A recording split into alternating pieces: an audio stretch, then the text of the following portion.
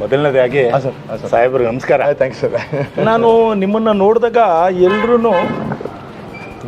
ಬೆಂಕಿ ಚೆಂಡು ಬೆಂಕಿ ಉಗುಳುತ್ತೆ ಅಂತ ಇದ್ರು ಸರ್. ನಿಮ್ಮ ನೋಡಿದ್ರೆ ಇಷ್ಟು ಸೌಮ್ಯವಾಗಿ ಇಷ್ಟು ಸರಳವಾಗಿ ಏನು ಸರ್ ನಿಮ್ಗೆ ಗುಟ್ಟು? ನಿಮ್ಮ ಯಾವ ರೀತಿ ಸರ್ ಇದು ಗುಟ್ಟು ನಿಮಗೆ? ಎರಡನೇದು ಏನು ಗೊತ್ತಾ ಸರ್, ತಾವು ನ್ಯಾಯಾಂಗ ಬದ್ಧತೆಯಿಂದ ನಮ್ಮ ಭ್ರಷ್ಟಾಚಾರದ ಹೋರಾಟ ಮಾಡಿ ನ್ಯಾಯಾಂಗ ಬಂಧನದಿಂದ ಈಚೆ ಬಂದ ಮೇಲೆ ತಾವು ಯಾಕೋ ಸ್ವಲ್ಪ ಸೌಮ್ಯ ಆದ್ರ, ಅಥವಾ ಮುಂದಿನ ದಿನಗಳಲ್ಲಿ ಈ ಸ್ವರೂಪ ನಾವು ನೋಡ್ಬೋದಾ ಸರ್ ಜಗದೀಶ್ ಅವರು ಇದು ಕಡೆಯಿಂದ? ಇಲ್ಲ, ಆ ಥರ ಏನಿಲ್ಲ, ಸೌಮ್ಯ ಅಂತೇನಿಲ್ಲ. ಕೆಲಸ ಮಾಡ್ತಾ ಇದ್ದೀವಿ ಈಗ. ಮುಂಚೆ ಜನರಿಗೆ ಮಾಹಿತಿಯನ್ನು ಕೊಡ್ತಾ ಇದ್ವಿ, ಈಗ ಕೆಲಸ ಮಾಡ್ತಾ ಇದ್ದೀವಿ. ಒಂದು ವಾರದಿಂದ ಸೀರಿಯಸ್ ಕೆಲಸ ಮಾಡ್ತಾ ಇದ್ವಿ. ಯಾಕಂದರೆ ಕೇಸನ್ನು ಲಾಜಿಕಲ್ ಕನ್ಕ್ಲೂಷನ್ ತೊಗೊಂಡೋಗ್ಬೇಕಾಗಿದೆ. ಜನರು ನಮ್ಮ ಮೇಲೆ ನಂಬಿಕೆ ಇಟ್ಟಿದ್ದಾರೆ. ಐ ಥಿಂಕ್ ಇಷ್ಟು ದಿನ ದಾಖಲೆ ಕೊಟ್ಟಿದ್ದಾಯಿತು, ಜನರಿಗೆ ವಿಚಾರಣೆ ಮಾಡಿದಾಯಿತು, ವಿವರಣೆ ಕೊಟ್ಟಿದ್ದಾಯಿತು. ಈಗ ಕಾನೂನು ಪ್ರಕ್ರಿಯೆ ಮಾಡಬೇಕಾಗಿದೆ. ಆ ಕಾನೂನು ಪ್ರಕ್ರಿಯೆ ಸ್ವಲ್ಪ ಬ್ಯುಸಿ ಆಗಿರೋದ್ರಿಂದ ಆಮೇಲೆ ಅಫ್ಕೋರ್ಸ್ ಕಳೆದ 24 ದಿವಸಗಳ ಈ ಒಂದು ಬಂಧನ ಏನಿದೆ, ಸೊ ಸಾಕಷ್ಟು ಜವಾಬ್ದಾರಿಗಳು, 24 ದಿವಸದಲ್ಲಿ ಸಾಕಷ್ಟು ಕೆಲಸಗಳಿದೆ. ಹಾಗಾಗಿ ಆಮೇಲೆ ಸಾಕಷ್ಟು ಸಮಸ್ಯೆಗಳು ಮಾಡಿಟ್ಬಿಟ್ರು. ಫೇಸ್ಬುಕ್ ಒಂದ್ಸತಿ ಬ್ಲಾಕ್ ಮಾಡಿಟ್ರು. ಆಮೇಲೆ ಇನ್ಫ್ಯಾಕ್ಟ್ ನಾನಾ ರೀತಿಯ ಸಮಸ್ಯೆಗಳು ಜನರಿಗೆ ರೀಚ್ ಆಗ್ತಾ ಇದ್ದಿಲ್ಲ. ಸೊ ಎಲ್ಲ ಸೆಟ್ರೈಟ್ ಮಾಡ್ತಾ ಇದ್ದೀವಿ. ಪ್ಲಸ್ ಜೊತೆಯಲ್ಲಿ ಕಾನೂನು ಹೋರಾಟ ಅದನ್ನು ಮಾಡ್ತಾ ಇದ್ದೀವಿ. ಸೊ ಹಂಗಾಗಿ ಅದ್ರಲ್ಲಿ ಬ್ಯುಸಿ ಇರ್ಬೋದೇ ಹೊರತು ನಾವು ಚೇಂಜಸ್ ಅಂತೂ ನಾವು ಆಗೋದಿಲ್ಲ. ಚೇಂಜ್ ಏನಿದ್ರು ಭ್ರಷ್ಟ ಆಗ್ಬೇಕಷ್ಟೇ, ಪೊಲೀಸರಾಗಬೇಕು. ರಾಜ್ಯದಲ್ಲಿ ನೀವು ಈ ಸ್ವರೂಪದ ಹೋರಾಟ ಮಾಡಿದ್ಮೇಲೆ ನಿಮಗೆ ಅಭಿಮಾನಿಗಳು ತುಂಬ ಎಲ್ಲ ಕಡೆ ಆಗ್ಬಿಟ್ಟಿದೆ. ಇಷ್ಟು ಪಾಪ್ಯುಲರ್ ಆಗೋದಕ್ಕೆ ತಮಗೆ ಏನು ಕಾರಣ ಸರ್? ಅಥವಾ ಜನಪರ ಹೋರಾಟ ಮಾಡಿದ್ದಕ್ಕ? ಇಲ್ಲ, ಈ ದೇಶದಲ್ಲಿ ಯಾರೇ ಜನರ ಪರವಾಗಿ ನಿಂತು ವಾಯ್ಸ್ ಮಾಡಿದಾಗ ಸಾಮಾನ್ಯವಾಗಿ ಜನರು ಜೊತೆಲಿ ನಿಂತ್ಕೊಳ್ಳೋದು ಸಹಜ. ಅದು ಸ್ವತಂತ್ರ ಪೂರ್ವದ ಹೋರಾಟ ಆಗ್ಬೋದು, ತದನಂತರ ಎಮರ್ಜೆನ್ಸಿ ಆಗಿರ್ಬೋದು, ಜಯಪ್ರಕಾಶ್ ನಾರಾಯಣ ಅವರ 77 ಎಮರ್ಜೆನ್ಸಿ ಆಗಿರ್ಬೋದು, ತದನಂತರ ದಿನಗಳದ ಕೆಲವು ಧರ್ಮದ ಹೋರಾಟಗಳಾಗಿರ್ಬೋದು. ನಾವು ರಾಮ ಮಂದಿರ ಕಟ್ತೀವಿ, ಅದು ಕಟ್ತೀವಿ. ಸೊ ಜೊತೆಲಿ ನಿಂತಿದ್ದಾರೆ ಜನ, ಸರಿ ಅನ್ಸೋ ಜೊತೆಲಿ ನಿಂತ್ಕೊಳ್ತಾರೆ. ಬಟ್ ಆ ಒಂದು ಮಾತನ್ನ ಜನ, ಆ ಒಂದು ನಾಯಕರು ಉಳಿಸ್ಕೊಳ್ಬೇಕಾದಂಥ ಜವಾಬ್ದಾರಿ ಎಲ್ಲರ ಮೇಲಿದೆ. ಈಗ ಸಾಕಷ್ಟು ಭ್ರಷ್ಟಾಚಾರ ತುಂಬಿ ತುಳ್ತಾ ಇರ್ಬೇಕಾದ್ರೆ ಜನರಿಗೆ ಅದನ್ನು ವಾಯ್ಸ್ ಮಾಡೋಕ್ಕಾಗ್ತಾ ಇಲ್ಲ. ಒಂದು ಕರೋನಾ, ಎರಡನೇದು ಆರ್ಥಿಕ ಪರಿಸ್ಥಿತಿ, ಜನರಿಗೆ ಕೆಲಸ ಇಲ್ಲ, ಸಂಬಳ ಇಲ್ಲ, ಮಕ್ಕಳ ಫೀಸ್ ಕಟ್ಟೋಕ್ಕಾಗ್ತಾ ಇಲ್ಲ, ಬಾಡಿಗೆ ಕಟ್ಟೋಕ್ಕಾಗ್ತಾ ಇಲ್ಲ, ಉತ್ತರ ಕರ್ನಾಟಕದ ನೆರೆ ಪರಿಹಾರ ಕೊಡಲಿಲ್ಲ, GST ಬಾಕಿ ಕೊಡಲಿಲ್ಲ, ಇಂಧನ ಬೆಲೆ ಏರಿಕೆ, ಪೆಟ್ರೋಲ್ ಬೆಲೆ ಏರಿಕೆ, ಡೀಸೆಲ್ ಬೆಲೆ ಏರಿಕೆ, ತಿನ್ನೋ ಗ್ಯಾಸ್ ಬೆಲೆ ಏರಿಕೆ, ಆಮೇಲೆ ಅಡುಗೆಗೆ ಬಳಸೋ ಎಣ್ಣೆ ಸಹ ದುಬಾರಿ ಆಗಿದೆ. ಇಂಥ ಪರಿಸ್ಥಿತಿನಲ್ಲಿ ಜನರ ಬಾಯಿ ಕಟ್ಟಿದೆ. ಸೊ ಕಟ್ಟಿರುವ ಸಮಯದಲ್ಲಿ ಐ ಥಿಂಕ್ ಒಂದು ರೀತಿಯಲ್ಲಿ ಇದನ್ನ ಒಂದು ವಾಯ್ಸ್ ಮಾಡಬೇಕು ಅಂತ ನನಗೆ ಅನ್ನಿಸ್ತು. ಆಮೇಲೆ ಮಾಡ್ತಾ ಇದ್ದೀವಿ. ಸೊ ಅದರ ಪರಿಣಾಮ ಜನ ಈಗ ಐ ಥಿಂಕ್ ಜನರು ಈ ಭ್ರಷ್ಟಾಚಾರದ ವಿರುದ್ಧ ಜನರಿಗೆ ಇವತ್ತು ಹೇಳೋದಲ್ಲ ನಾನು, ಇವನ್ನು ಇದಕ್ಕೇನು ಜನರಿಗೆ ತಿನ್ನೋ ಗ್ಯಾಸ್ ತೊಗೊಳಕ್ಕೆ ಆಗ್ತಾ ಇಲ್ಲ. ಅಂಥ ಪರಿಸ್ಥಿತಿನಲ್ಲಿ ಒಬ್ಬ ಭ್ರಷ್ಟ ಅಧಿಕಾರಿಯ, ಅದು ಒಬ್ಬ IPS ಅಧಿಕಾರಿ, ತಾನು ಬಡವ ಅಥವಾ ತಾನು ಬಡತನ ಕುಟುಂಬದಿಂದ ಬಂದವನು, ತಾಯಿಯವರು ಪಕ್ಕದ ಹೊಲಕ್ಕೆ ಹೋಗ್ತಾ ಇದ್ದರು, ಆಮೇಲೆ ವೀಕೆಂಡ್ ವಿತ್ ರಮೇಶ್ನಲ್ಲಿ ಬಣ್ಣದ ಮಾತುಗಳು, ಆಮೇಲೆ ಮಕ್ಕಳಿಗೆ ಮತ್ತು ಜನರಿಗೆ ಐ ಥಿಂಕ್ ಮೈಕ್ ಇಟ್ಕೊಂಡು ಬಿಟ್ಟಂಥ ಬುರ್ಡೆಗಳು, ಇದನ್ನೆಲ್ಲ ಎಕ್ಸ್ಪೋಸ್ ಮಾಡಿದಾಗ ಅಂದರೆ ಮುಖವಾಡ ಕಳಿಸ್ಬಿಟ್ವಿ. ಅದು ಎಸ್ಪೆಷಲಿ ಯಾರೊಬ್ಬ ತಹಸೀಲ್ದಾರೋ, BBMP ಅಧಿಕಾರಿನೋ, ಇಂಜಿನಿಯರು, ವೈದ್ಯಾಧಿಕಾರಿ ಆಗಿದ್ರೆ ಬೇರೆ ವಿಚಾರ. ಒಬ್ಬ ಎಸ್ಟಾಬ್ಲಿಷ್ಡ್ ವೈಟ್ ಕಾಲರ್ IPS ಆಫೀಸರ್ನ ಎಕ್ಸ್ಪೋಸ್ ಮಾಡಿದಾಗ ಜನರಿಗೆ ಸಾಮಾನ್ಯವಾಗಿ ಆಶ್ಚರ್ಯ ಆಗಿದೆ. ಏನಪ್ಪ IPSನ ಮುಟ್ಟಿದ್ದಾರೆ, ಉಳಿಸ್ತಾರ ಇವರು, ಇದೇನಾದರೂ ನಿಜವಾಗ್ಲೂ ಆಗುತ್ತಾ ಅಂತ. ದಾಖಲೆಗಳು ನೋಡಿದಾಗ ಜನರಿಗೆ it took almost 1.5 months to get convince. ಯಾಕಂದರೆ ಸೋಷಿಯಲಿ ತುಂಬ ಎಸ್ಟಾಬ್ಲಿಷ್ ಆಗಿಬಿಟ್ಟಿದ್ದ 100%. ಸೊ ಆತನ ವಿರುದ್ಧವಾಗಿ ಅಥವಾ ಆತನ ಮುಖವಾಡ ಕಳಿಸಿದಾಗ ನಿಜನ ಜೀರ್ಣ ಮಾಡ್ಕೊಳ್ಳಿಕ್ಕೆ ಜನರಿಗೆ 1.5 ತಿಂಗಳು ಹಿಡಿತು. ಅದರಲ್ಲೂ ಫಸ್ಟ್ ಕೆಲವರು ಒಪ್ಕೊಂಡ್ರು, ಕೆಲವರು ಒಪ್ಕೊಳ್ಳಿಲ್ಲ. ಮೋಸ್ಟ್ ಆಫ್ ದೆಮ್ ಅಪೋಸ್ ಮಾಡಿದ್ರು ಇನಿಷಿಯಲ್ ಆಗಿ. ತದನಂತರ ದಿನಗಳ ದಾಖಲೆಗಳು ಒಂದೊಂದಾಗಿ ಹೋದಾಗ ಸುಮಾರು 1.5 ತಿಂಗಳು ಆಲ್ಮೋಸ್ಟ್ ಕನ್ವಿನ್ಸ್ ಆಗೋ ಸಮಯದಲ್ಲಿ ಈ ರೀತಿ ಟ್ರೋಲ್ಸು, ಜೊತೆಯಲ್ಲಿ ಧಮಕಿಗಳು, ಆಮೇಲೆ ಸಿಟಿ ಸಿವಿಲ್ ಕೋರ್ಟಲ್ಲಿ ಗಲಾಟೆ, ಆಮೇಲೆ ಜೈಲು, ಬಂಧನ, ಸೊ ಇದೆಲ್ಲ ಆಗಿ ವಾಪಸ್ ಬಂದಾಗ ಸಾಮಾನ್ಯವಾಗಿ ನನಗನ್ಸಿದ್ದು ಜನರಿಗೆ ಮನೆಗೋಸ್ಕರ ಜನ ಹೋರಾಟ ಮಾಡಲ್ಲ, ಸಮಾಜಕ್ಕೋಸ್ಕರ ಹೋರಾಟ ಮಾಡೋ ಅಂಥವ್ರು ನಾವು ಇತಿಹಾಸದಲ್ಲಿ ಓದಿದ್ವಿ, ಪಾಸಿಬಲಿ ನೋಡ್ತಾ ಇದ್ದಾರೆ. ಅಂದರೆ ಸಮಾಜದಲ್ಲಿ ಭ್ರಷ್ಟಾಚಾರವನ್ನು ಕ್ಲೀನ್ ಮಾಡಲಿಕ್ಕೆ ಯಾರೋ ಒಬ್ರು ಬಂದಿದ್ದಾರಪ್ಪ, ಏನೋ ಮಾಡ್ತಾರೆ ಅಂತ ಅನ್ನಿಸ್ತಾ ಇದೆ. ಅದಕ್ಕೋಸ್ಕರ ಜನರು ಐ ಥಿಂಕ್ ರಿಯಾಕ್ಷನ್ ಮಾಡ್ತಾ ಇದ್ದಾರೆ ಅಂತ ನಂಗೆ ಸರ್. ನೀವು ತಾವೆಲ್ಲ ಕಾನೂನು ಪಂಡಿತರು, ಕಾನೂನು ತಿಳ್ಕೊಂಡಿದ್ದೀರಾ, ಈ ಹೋರಾಟಕ್ಕೆ ಸಜ್ಜಾಗಿದ್ದೀರಾ. ಸಾಮಾನ್ಯ ಜನರು ಹೋರಾಟ ಮಾಡೋಕ್ಕಾಗುತ್ತಾ ಇಂಥ ಭ್ರಷ್ಟರ ವಿರುದ್ಧ? ಭ್ರಷ್ಟ ವಿರುದ್ಧ ನೀವು ಒಬ್ಬರೇ ಹೋರಾಟ ಮಾಡ್ತಾ ಇದ್ದೀರ ಇಡೀ ರಾಜ್ಯದಲ್ಲಿ. ನಿಮಗೆ ಬೆನ್ನೆಲುಬಾಗಿ ಯಾರು ಹೋರಾಟ ಮಾಡಬೇಕು ಅಂತ ಅವ್ರು ಯಾರು ನಿಮ್ಮ ಕಡೆ ಬರಲಿಲ್ವ? ಕೆಲವು ಜನಗಳು ಮಾತ್ರ ಅಪೋಸ್ ಮಾಡೋಕ್ಕೆ ಇದು ಮಾಡಿದ್ರು. ಮಿಕ್ಕಾದವರೆಲ್ಲ ನಿಮ್ಮ ಕಡೆ ನಿಂತ್ಕೊಂಡ್ರು. ನಿಮ್ಮ ಕೊಲೀಗ್ಸ್ ಆಗಲಿ, ನಿಮ್ಮ ಸಿಬ್ಬಂದಿಗಳಾಗಲಿ ಎಲ್ಲ ನಿಂತ್ಕೊಂಡ್ರು. ಸಾಮಾನ್ಯ ಜನಗಳು ಇವ್ರ ವಿರುದ್ಧ ಹೋರಾಟ ಮಾಡೋಕ್ಕೆ ಭಯ ಆಗ್ತಾ ಇದೆ. ಇದ್ರ ಬಗ್ಗೆ ಏನು ಹೇಳ್ತೀರಾ ಸರ್ ನೀವು ಜನಸಾಮಾನ್ಯರಿಗೆ? ಇಲ್ಲ, ನೀವು ಹೇಳಿದ್ದು 100% ಕರೆಕ್ಟು. ಈಗ ನೋಡಿ, ನಾವು ಫೇಸ್ಬುಕ್ಕಲ್ಲಿ ದಾಖಲೆಗಳನ್ನು ಹಾಕಿದಾಗ ಜನ ಕಮೆಂಟ್ ಕೊಟ್ಟರು, ಶೇರ್ ಮಾಡಿದ್ರು, ಐ ಥಿಂಕ್ ತಮ್ಮ ವಿಚಾರವನ್ನು ತಿಳಿಸಿದ್ರು. ಸೊ ಒಂದು ಸಪೋರ್ಟ್ ಆಯಿತು. ಹೌದು. ನಮ್ಮನ್ನ ಗಲಾಟೆ ಮಾಡಿದಾಗ ವಿಡಿಯೋಗಳನ್ನ ಹಾಕಿದಾಗ ಜನ ದುಃಖ ಮಾಡ್ಕೊಂಡ್ರು. ಅಂದ್ರೆ ಬೇಜಾರಾಯ್ತು, ಅವ್ರಿಗೆ ತುಂಬಾ ಬೇಜಾರಾಯ್ತು. ನನ್ನ ಮಗನ ಮೇಲೆ ಅಟ್ಯಾಕ್ ಮಾಡಿದಾಗ ಜನರು ಕಣ್ಣೀರು ಹಾಕಿದ್ರು. ಏನಪ್ಪ ವಕೀಲ ಹೋಗಿ ಹೋರಾಟ ಮಾಡಕ್ಕೆ ಮಗನ ಹೊಡೆದು ಬಿಟ್ರಲ್ಲ, ಅವ್ರನ್ನ ಅಟ್ಯಾಕ್ ಮಾಡಿಬಿಟ್ರಲ್ಲ, ಆಮೇಲೆ ಅವ್ರನ್ನ ಈ ರೀತಿ ತುಳಿತಾ ಇದ್ದಾರಲ್ಲ ಅಂತ ಅವ್ರಿಗೆ ದುಃಖ ಆಯಿತು. ಯಾವಾಗ ನನ್ನ ಬಂಧನ ಆಯಿತು, ಒಂದು 4 ದಿವಸ ಸೈಲೆಂಟ್ ಆಗೋಯ್ತು. ಏನು ಮಾಡಬೇಕು ಅಂತ ಜನರಿಗೆ ದಿಕ್ಕೇ ತೋರಿಸ್ಲಿಲ್ಲ. ಪಾಸಿಟಿವ್ಲಿ ಆ ಸಮಯದಲ್ಲಿ ಐ ಥಿಂಕ್ ಕೆಲವು ನಾಯಕರು ಲೈಕ್ AP ರಂಗನಾಥ್ ಸಾಹೇಬರು ಐ ಥಿಂಕ್ ಒಂದು ಲೀಡ್ ತಗೊಂಡ್ರು ಅಂತದೆ. ಜನ ತಗೊಂಡಾಗ ಮೋಸ್ಟ್ಲಿ ಅವ್ರು ಬಿಟ್ಟರೆ ಬೇರೆ ಯಾರು ತಗೊಂಡಿದ್ರು ಕಷ್ಟ ಆಗ್ತಾ ಇತ್ತು. ನಿಜ. ಅವ್ರು ವಕೀಲರಾದಿಂದ 10 ವರ್ಷಗಳ ಹಿಂದೆ ಪೊಲೀಸು ಮತ್ತು ಮಾಧ್ಯಮಗಳ ವಿರುದ್ಧ ಸಮರ ಸಾರಿ ಗೆದ್ದು ಬಂದಂಥ ವೀರ ಅವರು. ಸೊ ಪಾಸಿಬಲಿ ರಂಗನಾಥ್ ಅವರ ಲೀಡ್ಗೆ ಜೊತೆಲಿ ಕೈ ಜೋಡಿಸಿದ್ದು ಹಲವಾರು ಸಂಘಟನೆಗಳು, ಹಲವಾರು ಪ್ರಮುಖ ವ್ಯಕ್ತಿಗಳಂದರೆ ತಪ್ಪಾಗಲಾಗದು. ಬಟ್ ಇಲ್ಲಿ ಆಶ್ಚರ್ಯವಾದಂಥ ಒಂದು ಸಂಗತಿ ಏನಂತಂದರೆ, ಇಷ್ಟು ದೊಡ್ಡ IPS ಅಧಿಕಾರಿಯ ಮುಖವಾಡನ್ನು ಕಳಿಸಿದಂಥ ನಾವು, ಸಪೋರ್ಟ್ ಮಾಡಿದಂಥ ಜನ, ನಡೆದಂಥ ಗಲಾಟೆ, ಆದಂಥ ಬಂಧನ, ಮತ್ತು ಈ ಎಲ್ಲದಕ್ಕೂ ಈ ಒಂದು ನೋವನ್ನು ನೋಡಿ ಜನರ ಆಗ್ತಾನೆ ಎಲ್ಲ ನಡೀಬೇಕಾದ್ರೆ ಸೆಷನ್ ನಡೀತಾ ಇತ್ತು. ಆ ಸೆಷನ್ನಲ್ಲಿ ಎಲ್ಲ ಪಕ್ಷದ ನಾಯಕರಿದ್ದರು. ಯಾರೂ ಸಹ ಈ ಭ್ರಷ್ಟಾಚಾರದ ವಿರುದ್ಧವಾಗಿ ಅಥವಾ ಈ ಒಂದು ವ್ಯಕ್ತಿಯನ್ನು, ಈ ಒಂದು ಅಧಿಕಾರಿನ ಎಕ್ಸ್ಪೋಸ್ ಮಾಡೋದ್ರ ಪರವಾಗಿ ಅಥವಾ ಅಲ್ಲಿ ನಡೆದಂಥ ಗಲಾಟೆ ಬಗ್ಗೆ ಸೆಷನ್ನಲ್ಲಿ ವಿರೋಧ ಪಕ್ಷಗಳಾಗಿರ್ಬೋದು, ಯಾರಾಗಿರ್ಬೋದು, ಯಾರು ಏನು ಮಾತಾಡಲಿಲ್ಲ. ಅದು ಆಶ್ಚರ್ಯವಾದಂಥ ಒಂದು ಐ ಥಿಂಕ್. ಅಂದರೆ ನಮ್ಮ ಈಗಿನ ರಾಜಕಾರಣಿಗಳಿಗೆ ಭ್ರಷ್ಟಾಚಾರ ಭಾಳ ಇದೆ, ಬೇಕು ಅವ್ರಿಗೆ. ಈ ಥರ ಭ್ರಷ್ಟಾಚಾರನ ಅಥವಾ ನೀವು ಯಾರು IPS ಅಧಿಕಾರಿಗಳನ್ನ ಮತ್ತೊಬ್ಬರನ್ನ ಭ್ರಷ್ಟಾಚಾರ ಈಚೆ ತೆಗಿತಾ ಇದ್ದೀರಿ, ಇಂಥದ್ದು ಅವ್ರಿಗೆ ಬೇಕಾಗಿಲ್ಲ. ಹಂಗಾಗಿ ನಿಮ್ಮ ವಿರುದ್ಧವಾಗಿ ಧ್ವನಿ ಎತ್ತಕ್ಕಾಗಲಿಲ್ಲ ಅವರು. ಇವ್ರ ಬಗ್ಗೆ ನೀವು ಮುಂದಿನ ದಿನಗಳಲ್ಲಿ ಯಾವ ರೀತಿ ಹೋರಾಟ ಮಾಡ್ತೀರಾ? ಅಥವಾ ರವಿಚಂದ್ರಣ್ಣವ್ರಿಗೆ ಇದು ಲಾಸ್ಟ್ ಆಗುತ್ತಾ? ಮುಂದಿನ ದಿನಗಳಲ್ಲಿ ಯಾರ್ಯಾರು ಭ್ರಷ್ಟಾಚಾರ ಮಾಡಿದ್ದಾರೋ ಅವ್ರದ್ದೆಲ್ಲ ಕಲೆ ಆಗ್ತಾ ಇದ್ದೀರಾ ಸರ್? ಅದನ್ನೆಲ್ಲ ಜನಸಾಮಾನ್ಯರು ನೋಡ್ಬೋದಾ? ನಾವು ನಿಮ್ಮ ಮುಖಾಂತರ ನೋಡ್ಬೋದಾ? ಭ್ರಷ್ಟಾಚಾರನ ತಡೆ ಹಿಡಿಕೆ ಸಾಧ್ಯ ಅನ್ಸುತ್ತಾ ನಿಮಗೆ? ಇಲ್ಲ, 100% ಸಾಧ್ಯ ಇದೆ. ಯಾಕೆ ಅಂತ ನಾವು ಸಾಧ್ಯ ಆದರೆ ಯುವಕರಿಗೆ ಏನು ಹೇಳ್ತೀರಿ ಸರ್? ಈಗಿನ ಜನರೇಷನ್ ಹುಡುಗರಿಗೆ ಯಾವ ರೀತಿಯಿಂದ ತಡೆ ಹಿಡಿಬಹುದು ಭ್ರಷ್ಟಾಚಾರನ ಅನ್ನೋದಕ್ಕೆ ತಾವೇನು ಹೇಳ್ತೀರಿ ಸರ್? ಒಂದು ಸಾಮಾನ್ಯ ಜನರ ಬಳಿ ಸಾಮಾನ್ಯವಾಗಿ ನಮ್ಮ ಉಡುಗೆ ತೊಡುಗೆ, ಚಪ್ಪಲಿ, ಬಟ್ಟೆ, ವ್ಯಾಲೆಟ್ ಜೊತೆನಲ್ಲಿ ನಮ್ಮ ಕೈಲಿ ಒಂದು ಮ್ಯಾಜಿಕ್ ಬಾಕ್ಸ್ ಇರುತ್ತೆ, ಮೊಬೈಲ್. ಸೊ ಅದು ಗನ್ಗಿಂತ ತುಂಬ ಪವರ್ಫುಲ್ಲು. ಮುಂಚೆ ಪೆನ್ ಅನ್ನೋರು, ಪೆನ್ನ ಜೊತೆ ಈಕ್ವಲ್ ಆಗಿ ಏನಾದರೂ ಪವರ್ಫುಲ್ ಆಗಿರೋ ಇಟ್ ಇಸ್ ನನ್ ಅದರ್ ದ್ಯಾನ್ ಮೊಬೈಲ್.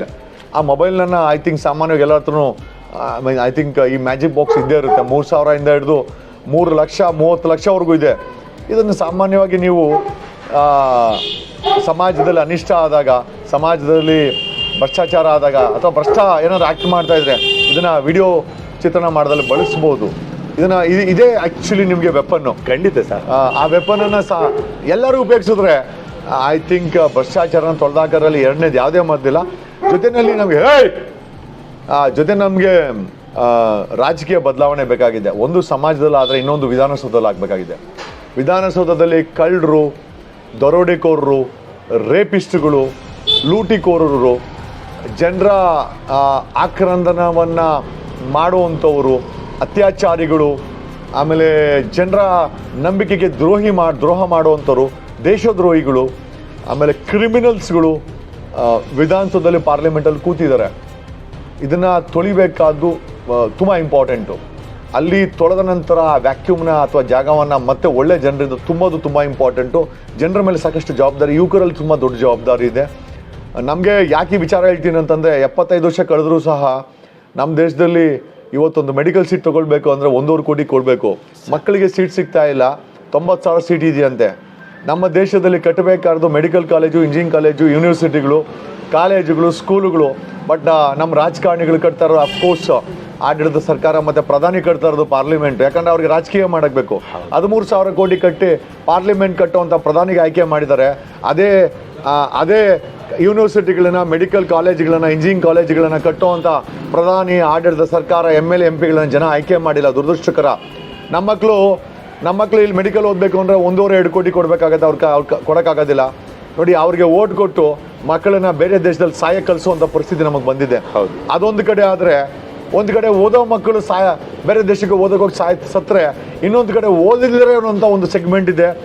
ಅದಕ್ಕೆ ಎಕ್ಸಾಂಪಲ್ ಹೇಳಬೇಕು ಅಂದರೆ ಹರ್ಷನ ಸಾವು, ಧರ್ಮದ ದರಿದ್ರವನ್ನು ಪಿಶಾಚಿಯನ್ನು ಆ ಮಗುವಿಗೆ ತುಂಬಿ, ಎಲ್ಲೋ ಒಂದು ಕಡೆ ಆ ಮಗುವಿನ ತಲೆನ ವಿಷ ತುಂಬಿ, ಆ ಧರ್ಮದ ಹಿಂಗನ್ನು ಜಗಳಕ್ಕೆ ಆಡಿ ಕೇಸ್ಗಳನ್ನು ಹಾಕಿಸಿ, ಆತ ನನ್ನನ್ನು ಯಾರೋ ಸಾಯಿಸ್ತಾರೆ ಅಂದಾಗ ರಕ್ಷಣೆ ಕೊಡದೆ ಸತ್ತ ನಂತರ ಅವನ ಮನೆಗೆ ದುಡ್ಡನ್ನು ತಗೊಂಡೋಗಿ ರಾಜಕೀಯ ಮಾಡಿದಂಥ ದರಿದ್ರ ರಾಜಕಾರಣಿಗಳು ದೇಶದಲ್ಲಿ ಹುಟ್ಟಿದ್ದಾರೆ ಅಂತಂದರೆ ನಿಜವಾಗ್ಲೂ ಆಶ್ಚರ್ಯ ಆಗುತ್ತೆ. ಖಂಡಿತ. ಬದುಕಿದ್ದಾಗ ಅವನಿಗೆ ಹಣ ಕೊಡಲಿಲ್ಲ, ಬದುಕಿದ್ದಾಗ ಅವನಿಗೆ ಬದುಕು ಕೊಡಲಿಲ್ಲ, ಬದುಕಿದ್ದಾಗ ಅವನಿಗೆ ಒಳ್ಳೆ ವಿಚಾರ ಕೊಡಲಿಲ್ಲ, ಬದುಕಿದ್ದಾಗ ಅವನ ಕುಟುಂಬಕ್ಕೆ ಸಹಾಯ ಮಾಡಲಿಲ್ಲ.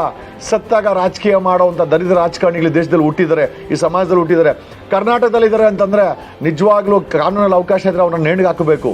ಯಾಕಂದರೆ ಸಮಾಜವನ್ನು ದಿಕ್ತಪ್ಪಿಸ್ತಾ ಇದ್ದಾರಂಥ ರಾಜಕಾರಣಿಗಳು ದಿನೇ ದಿನೇ ಜಾಸ್ತಿ ಆಗಿಬಿಟ್ಟಿದ್ದಾರೆ ಅನ್ನೋದು ನನ್ನ ಒಂದು ಅಭಿಪ್ರಾಯ. ಸ್ವತಂತ್ರ ಬಂದ ಪೂರ್ವದಿಂದ 71 ವರ್ಷದಲ್ಲಿ ಅವಾಗಿಂದಲೂ ಭ್ರಷ್ಟಾಚಾರ ತಾಂಡವಾಡ್ತಾ ಬರ್ತಾ ಇದೆ. ಯಾವುದೇ ಪಕ್ಷದವರು ಇದನ್ನು ತಡೆಗಟ್ಟಕ್ಕಾಗಲಿಲ್ವಾ? ತಡೆಗಟ್ಟಿದ್ರೂ ಉಪಯೋಗಕ್ಕೆ ಬರಲಿಲ್ವಾ ಸರ್? ಇಲ್ಲ, ಇದು ನೋಡಿ, ನಮ್ಮ ಮನೆಯಲ್ಲಿ ಯಾವ ರೀತಿ ಪ್ರತಿದಿನ ನಾವು ಕಸ ಗುಡಿಸ್ತೀವೋ ಗಲೀಜ್ ತುಂಬಿಕೊಳ್ತಾ ಇರ್ತದೆ. ಸಿಸ್ಟಮ್ ಅಂದಮೇಲೆ ಕರಪ್ಷನ್ನು ಅಕಾಮಿಡೇಟ್ ಆಗ್ತಾ ಇರ್ತದೆ. ಸ್ಯಾನಿಟೈಸ್ಗೋಸ್ಕರನೇ ಲೋಕಾಯುಕ್ತ ಮಾಡಿರೋದು, ACB ಮಾಡಿರೋದು, CBI ಮಾಡಿರೋದು. ಬಟ್ ಈ ಒಂದು ಲೋಕಾಯುಕ್ತನ ಅಲ್ಲಿ ಕಿತ್ತು ಹಾಕೋದ್ರಲ್ಲಿ ಅಂದಿನ ಕಾಂಗ್ರೆಸ್ಸು ತುಂಬ ದೊಡ್ಡ ಪಾತ್ರವನ್ನು ವಹಿಸಿ ಆ ಒಂದು ಲೋಕಾಯುಕ್ತನ ನಾಶ ಮಾಡಿ ಹೋಗ್ಬಿಟ್ರು. ACB ಇದೆ, ACB ಸರ್ಕಾರ ಹಿಡಿತದಲ್ಲಿದೆ. ಸ್ಯಾಂಕ್ಷನ್ಸ್ ಬೇಕು ಅಂತಂದ್ರೆ ಒಬ್ಬನ ಹಿಡಿದ್ರೆ ಅವನ ಮೇಲೆ ಚಾರ್ಜ್ ಶೀಟ್ ಹಾಕಬೇಕು ಅಂದರೆ ಸರ್ಕಾರ ಅನುಮತಿ ಕೊಟ್ಟರೆ ಚಾರ್ಜ್ ಶೀಟ್ ಆಗುತ್ತೆ, ಇಲ್ಲ ಅಂದರೆ ಅವನ ಮೇಲೆ ಏನೂ ಆಗಲ್ಲ. ಹಾಗಾಗಿ ಸಂಸ್ಥೆಗಳು ಸ್ವತಂತ್ರವಾಗಿಲ್ಲ.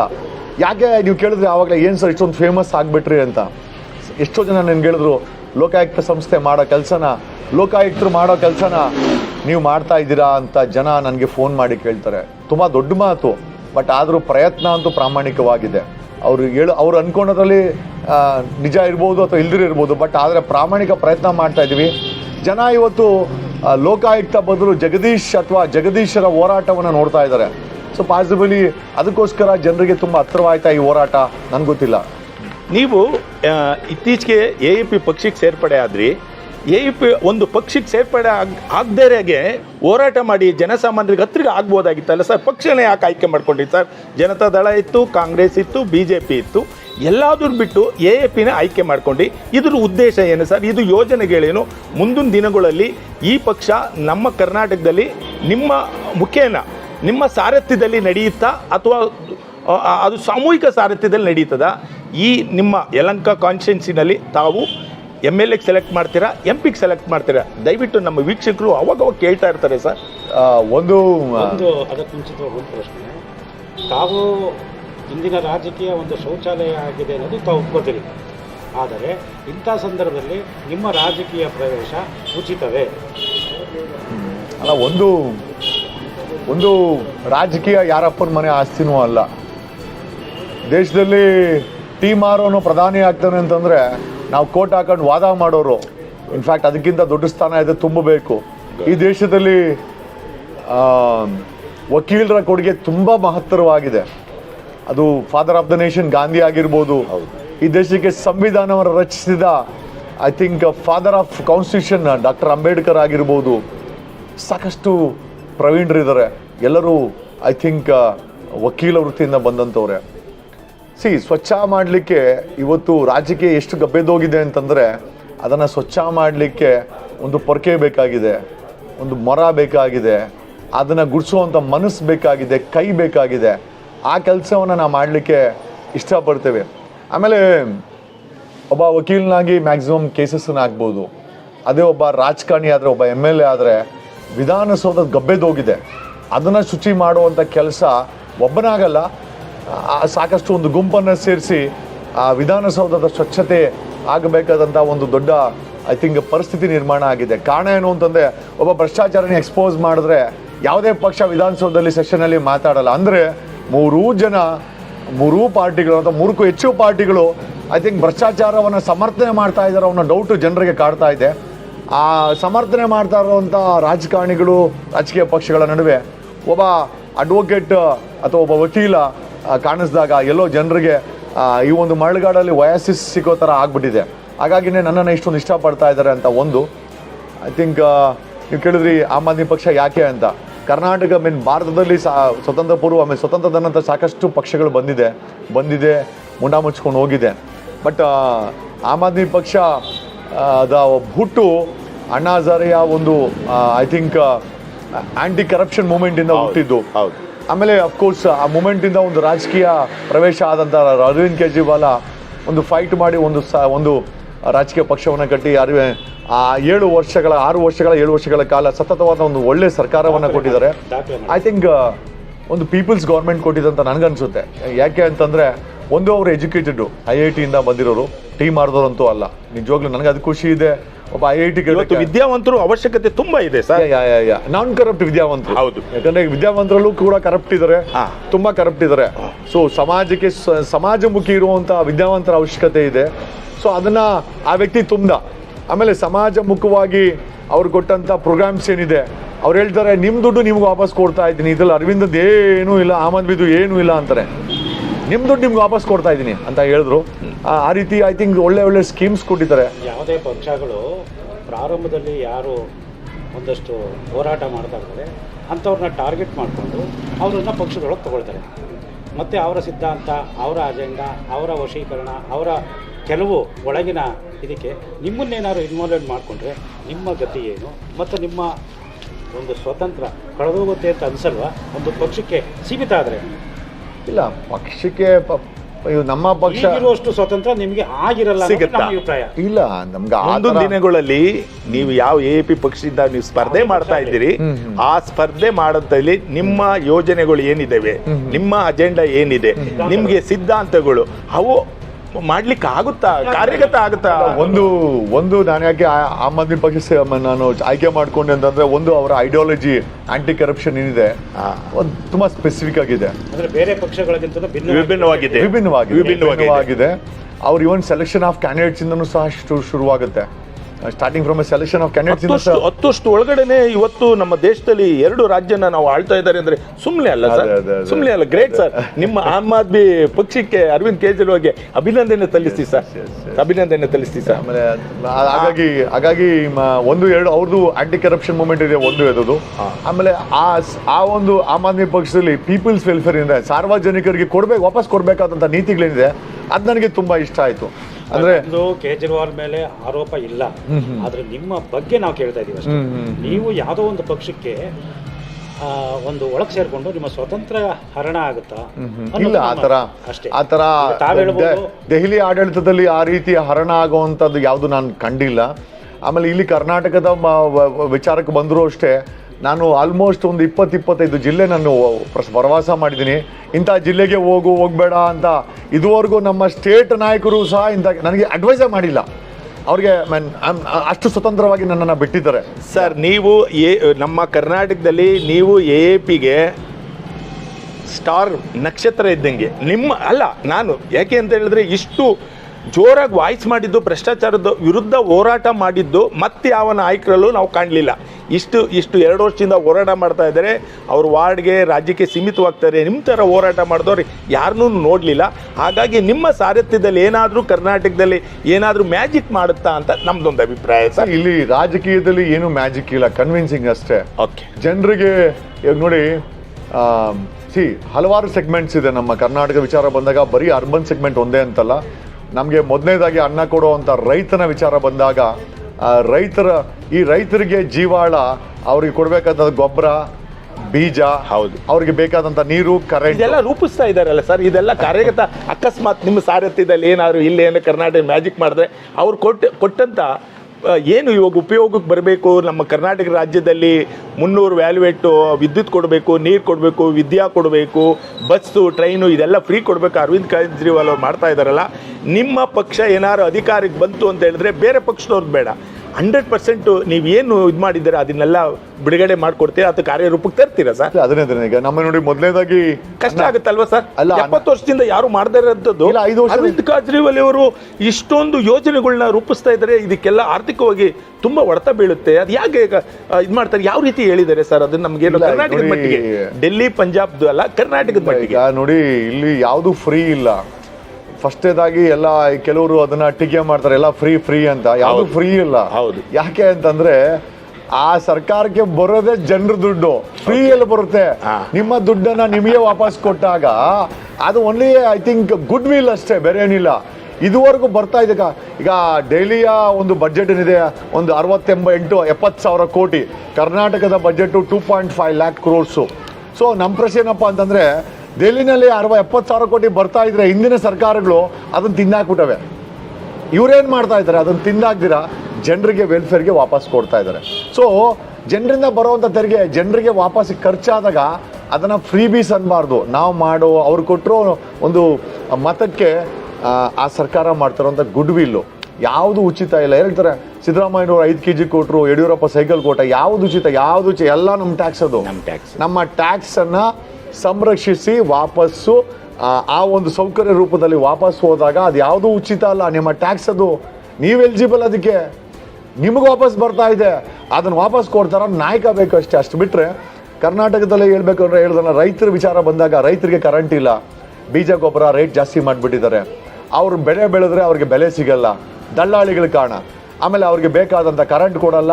ಆಮೇಲೆ ಮಳೆ ಬಂದರೆ ಫ್ಲಡ್ ಆಗುತ್ತೆ, ಇಲ್ಲ ಒಣಗೋಗಿ ಬೆಳೆ ನಾಶ ಆಗುತ್ತೆ. ಸೊ ಇದಕ್ಕೆಲ್ಲ ಒಂದು ಸಿಸ್ಟಮ್ಯಾಟಿಕ್ ಸೈಂಟಿಫಿಕ್ ಅಪ್ರೋಚ್ ಆಗಬೇಕಾಗಿದೆ. ಸೊ ಅದೇ ವಿಚಾರ ಬಂದಾಗ ಕರ್ನಾಟಕದಲ್ಲಿ ಒಂದು 40,000 ಕೆರೆಗಳಿದೆ. ಕೆರೆಗಳನ್ನು ಮೊದಲು ಹೂಳೆತ್ತಬೇಕು, ಫ್ಲಡ್ಡನ್ನು ಸ್ಟಾಪ್ ಮಾಡಲಿಕ್ಕೆ. ಆ ಕೆರೆಗಳಲ್ಲಿ ಇದು ನೀರನ್ನು ಸಂರಕ್ಷಣೆ ಮಾಡಬೇಕು. ಇದು ಮೊದಲ ಯೋಜನೆ ರೈತರಿಗೋಸ್ಕರ. ಎರಡನೇದಾಗಿ ರೈತರು ಕರೆಂಟ್ಗೋಸ್ಕರ ಸರ್ಕಾರದ ಮೇಲೆ ಡಿಪೆಂಡ್ ಆಗಿದ್ದಾರೆ. ಕರೆಂಟ್ ಕೊಟ್ಟರೆ ಅವ್ರದ್ದು ಪಂಪ್ ಓಡುತ್ತೆ, ಪಂಪ್ ಓಡಿದ್ರೆ ನೀರು ಬರುತ್ತೆ, ನೀರು ಬಂದರೆ ಮಾತ್ರ ಬೆಳೆ ಆಗುತ್ತೆ, ಬೆಳೆ ಮಾಡಿದ್ರೆ ಮಾತ್ರ ಜೀವನ ಆಗುತ್ತೆ, ಸಮಾಜಕ್ಕೆ ಅನ್ನ ಬರುತ್ತೆ. ಹಾಗಾಗಿ ಉಚಿತ ಕರೆಂಟ್ ಜೊತೆಯಲ್ಲಿ ಅಕಸ್ಮಾತ್ ಒಂದು ನಮ್ಮಂಥ ಒಳ್ಳೆ ಸರ್ಕಾರ ಏನೋ ಬಂತು ಅಂತಂದರೆ ಅವ್ರುಗಳಿಗೆ solar panel alternative source of ಎನರ್ಜಿನ ಅವರೇ ಉತ್ಪತ್ತಿ ಮಾಡ್ಕೊಳ್ಬೇಕು. ಸರ್ಕಾರ ಸಬ್ಸಿಡೈಡ್ ರೇಟಲ್ಲಿ, ಅಂದರೆ 90% ಹೆಚ್ಚು ಸರ್ಕಾರ ಅದಕ್ಕೆ ಅವ್ರಿಗೆ ಫಂಡಿಂಗ್ ಮಾಡುತ್ತೆ. ಅವ್ರಿಗೆ ಆ ಪ್ಯಾನಲ್ಸನ್ನ ಹಾಕೊಡುತ್ತೆ. ಅವ್ರು ಯಾವುದೇ ಕಾರಣಕ್ಕೂ ಸರ್ಕಾರದ ಮೇಲೆ ಡಿಪೆಂಡ್ ಆಗೋದು ಬೇಡ. ಇಂಡಿಪೆಂಡೆಂಟಾಗಿ ಕರೆಂಟ್ ಜನರೇಟ್ ಮಾಡ್ಕೊಂಡು ಉತ್ಪತ್ತಿ ಮಾಡಿಕೊಂಡು ತಮ್ಮ ಪಂಪನ್ನು ಓಡಿಸ್ಕೊಳ್ಬೋದು. ಅಂಥ ಒಂದು ಸೌಕರ್ಯವನ್ನು ನಮ್ಮ ಆಮ್ ಆದ್ಮಿ ಸರ್ಕಾರ ಮುಂದಿನ ದಿನಗಳಲ್ಲಿ ಬರಲಿದೆ. ಆಮೇಲೆ ಬರೀ ಕರೆಂಟ್ ಒಂದೇ ಕೊಡಲ್ಲ ಅವ್ರಿಗೆ, ಬೋರ್ವೆಲ್ಸ್ಗೆ. ಆ ಬೋರ್ವೆಲ್ಗೆ ಬೇಕಾದಂಥ ಗ್ರೌಂಡ್ ವಾಟರ್ ಏನಿದೆ ರೀಚಾರ್ಜ್ ಮಾಡಲಿಕ್ಕೆ ಆ ಕೆರೆಗಳು ತುಂಬ ಇಂಪಾರ್ಟೆಂಟು. ಆ ಕೆರೆಗಳನ್ನು ಹೂಳೆತ್ತುವಂಥ ಕಾರ್ಯ ಮಾಡಿ, ಮಳೆ ಬಂದಾಗ ನೀರು ಶೇಖರಣೆ ಮಾಡಿ. ಸೊ ಇದನ್ನು ಅವರು ವೈಜ್ಞಾನಿಕವಾಗಿ ಅವರು ಬೆಳೆ ಬೆಳೀಲಿಕ್ಕೆ ಸಹಾಯ ಮಾಡುವಂಥ ಕೆಲಸವನ್ನು ರೈತರಿಗೆ ಮಾಡಬೇಕು ಅಂತ ಇದ್ದೀವಿ. ರೈತರಿಗಲ್ಲ, ನಮಗೆ ಮಾಡಬೇಕು ಅಂತಿದ್ದೀವಿ. ಯಾಕಂದರೆ 6 ಕೋಟಿ ಜನರಿಗೆ ಅನ್ನ ಬೇಕಾದ್ರಿಂದ ರೈತರಿಗೆ ಪೋಷಣೆ ಮಾಡಿದ್ರೆ ಮಾತ್ರ ಐ ಆಮ್ ಶ್ಯೂರ್ ಸಮಾಜ ಸುಖಿಯಾಗಿರುತ್ತೆ, ಬೆಲೆ ಕಡಿಮೆ ಆಗುತ್ತೆ, ಬೆಳೆದ ಬೆಲೆಗಳಿಗೆ ಬೆಲೆ ಕಮ್ಮಿ ಆಗುತ್ತೆ, ಸಮಾಜ ಸುಖಿಯಾಗಿರುತ್ತೆ ಅಂತ ನಮ್ಮದೊಂದು ವಿಚಾರ ಇದೆ. ಸರ್, ಕೊನೆಯದಾಗಿ ನೀವು MLA ಎಲೆಕ್ಷನ್ಗೆ ನಿಲ್ತಾ ಇದ್ದೀರಾ, MP ಎಲೆಕ್ಷನ್ ನಿಲ್ತಿದ್ದೀರಾ, ಅಥವಾ ಯಲಹಂಕ ವಿಧಾನಸಭೆನ? ಕೆಲವು ಜನ ಹೇಳ್ತಾ ಇದ್ದಾರೆ ಇಲ್ಲ ಪದ್ಮನಾಭ ನಗರ ನಿಲ್ತಾ ಇದ್ದಾರೆ ಅಂತ, ಒಬ್ರು ಹೇಳ್ತಾರೆ ಮಲ್ಲೇಶ್ವರಂ ನಿಲ್ತಾರೆ ಅಂತ ಹೇಳ್ತಾರೆ. ತಮ್ಮ ಮನಸ್ಸಿನಲ್ಲಿ ಏನಿದೆ ಜನಗಳಿಗೆ, ನಿಮ್ಮನ್ನು ಯಾರು ಆಯ್ಕೆ ಮಾಡ್ಕೊಬೇಕು ಅಂತ ಮನಸ್ಸಲ್ಲಿ ಅನ್ಕೊಂಡಿದೆ, ಅವ್ರಿಗೆಲ್ಲ ಏನು ಕಿವಿ ಮಾತು ಹೇಳ್ತೀರಿ? ಇಲ್ಲ, ಸದ್ಯದ ಪರಿಸ್ಥಿತಿನಲ್ಲಿ ಬ್ಯಾಟ್ರಾಂಪುರ ಚಾಯ್ಸ್ ಮಾಡ್ಕೊಂಡಿದ್ವಿ. ಯಾಕಂದ್ರೆ ಇದು ನಮ್ಮ ಹುಟ್ಟೂರು. ಓಕೆ. ಆಮೇಲೆ ಇಲ್ಲಿ ಹೊರಗಡೆಯಿಂದ ಬಂದು ಕೃಷ್ಣ ಬರೇಗೌಡ 3 ಟೈಮ್ ಕೋಲಾರದಿಂದ ಬಂದು ಇಲ್ಲಿ MLA ಆಗಿದ್ದಾರೆ. ಸುಳ್ಯದಿಂದ ಸದಾನಂದ ಗೌಡ ಬಂದು 2 ಸತಿ ಆಗಿದ್ದಾರೆ. ಹೊರಗಡೆ ಅವ್ರು ಬಂದು ಇಲ್ಲಿ MLA MP ಆಗ್ತಾರೆ. ಅವ್ರು ಏನು ಕೆಲಸಗಳು ಏನು ಮಾಡಿಲ್ಲ ಅಂತೀರಾ ಸರ್? ಇಲ್ಲ, ದುರ್ಗಾಪರಮೇಶ್ವರಿ ದೇವಸ್ಥಾನಕ್ಕೆ ಸದಾನಂದ ಗೌಡ ವಿಸಿಟ್ ಮಾಡೋದು ಬಿಟ್ರೆ ಇನ್ನೆಲ್ಲೂ ನಾನು ಆತನ ನೋಡಿಲ್ಲ. ಅಷ್ಟು ಬಿಟ್ರೆ ನಾನೇನು ನೋಡಿಲ್ಲ. AAPಗೆ ಪ್ರವೇಶ ಮಾಡಿದ್ದೀವಿ, ಅಧಿಕೃತವಾಗಿ ಮಾಡಿದ್ದೀರಾ? ಸರ್, ಅಧಿಕೃತವಾಗಿ ಪ್ರವೇಶ ಮಾಡಿದ್ದೀರಾ? ತಮಗೆ ಯಾವ ಸ್ಥಾನಮಾನ ಕೊಟ್ಟಿದ್ದಾರೆ? ಪ್ರೆಸಿಡೆಂಟ್ ಪೊಲಿಟಿಕಲ್ ಔಟ್ರೀಚ್ ಅಂತ. Very good, very good. Political outreach ಒಂದು ಈ ಆಯ್ಕೆ. ಸದ್ಯದ ಪರಿಸ್ಥಿತಿಯಲ್ಲಿ ಬ್ಯಾಟ್ರಾಂಪುರ ಇದೆ. ಅಕಸ್ಮಾತ್ ಸಂಘಟನೆ ಇದೇ ಸ್ಪೀಡಲ್ಲಿ ನಡೀತಾರೆ, ಅಕಸ್ಮಾತ್ ನಮ್ಮ ಪಕ್ಷ ಏನಾದರೂ ಕಾಂಪಿಟೇಟಿವ್ ಎಲ್ಲಾದರೂ ಯಾರಾದರೂ ರಾಜಕಾರಣಿ ವಿರುದ್ಧ ಹಾಕಬೇಕು ಅಂದರೆ ಅದನ್ನು ಸ್ಪರ್ಧೆ ಮಾಡಲಿಕ್ಕೆ ನಾನು ಮಾನಸಿಕವಾಗಿ ರೆಡಿ ಇದ್ದೀನಿ. So the 2 options.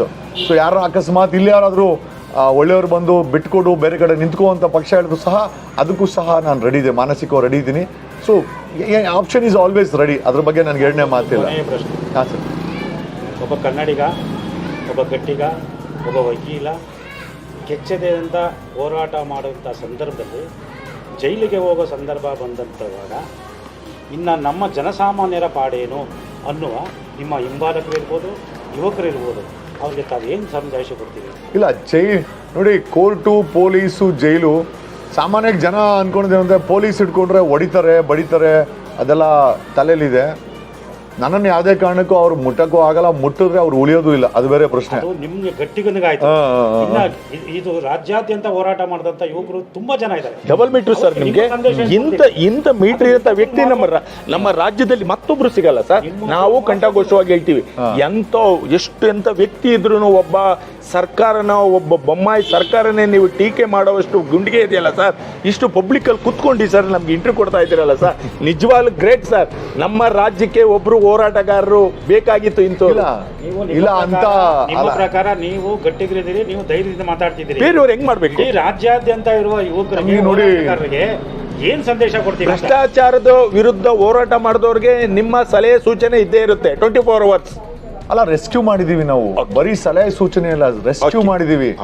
ಒಂದು ಬಳ್ಳಾರಿನಲ್ಲಿ ಒಂದು ಬೆಳಗಾಮಲ್ಲಿ ಹುಟ್ಟಿದಂಥ ಹೆಣ್ಣು ಮಗಳನ್ನ ಒಬ್ಬ ಮಿನಿಸ್ಟರು ನಾನಾ ಜಾಗದಲ್ಲಿ ಅತ್ಯಾಚಾರ ಮಾಡಿ ಆಕೆ ಕೊಲೆ ಆಗೋವಂಥ ಪರಿಸ್ಥಿತಿ ಬಂದಾಗ ಆಕೆನ ರೆಸ್ಕ್ಯೂ ಮಾಡ್ಕೊಂಬಂದು, ಫಿಲಮ್ ಸಹ ನೋಡಿಲ್ಲ, ಫಿಲಮಲ್ಲಿ ನೋಡ್ಸಂಗೆ ಫಿಲಮ್ ತೋರಿಸಿ ಆಕೆನ ರೆಸ್ಕ್ಯೂ ಮಾಡಿ ಆಕೆ ಕರ್ಕೊಂಬಂದು ನ್ಯಾಯಾಧೀಶರ ಮುಂದೆ ಪ್ರೊಡ್ಯೂಸ್ ಮಾಡಿ ಆಕೆನ ನ್ಯಾಯ ಕೊಡಿಸೋ ಇವತ್ತು 1 ವರ್ಷ ಆಯಿತು. 1 ವರ್ಷದ ಮೇಲೆ 1 ತಿಂಗಳಾಯಿತು. CD ಪ್ರಕರಣ ಸುಪ್ರೀಂ ಕೋರ್ಟು ಆತನ ಬಿ ರಿಪೋರ್ಟನ್ನು ಸೈಡ್ಗಿಟ್ಟು ಆತ ಆ ಒಂದು ಕೇಸ್ಗೆ ಟ್ರಯಲ್ ಕಂಡಕ್ಟ್ ಮಾಡಿ ಆತನ ಮೇಲೆ ಕ್ರಮ ಜರುಗಿಸಿ ಅಂತ ಹೇಳಿ ಆದೇಶ ಮಾಡಿದೆ.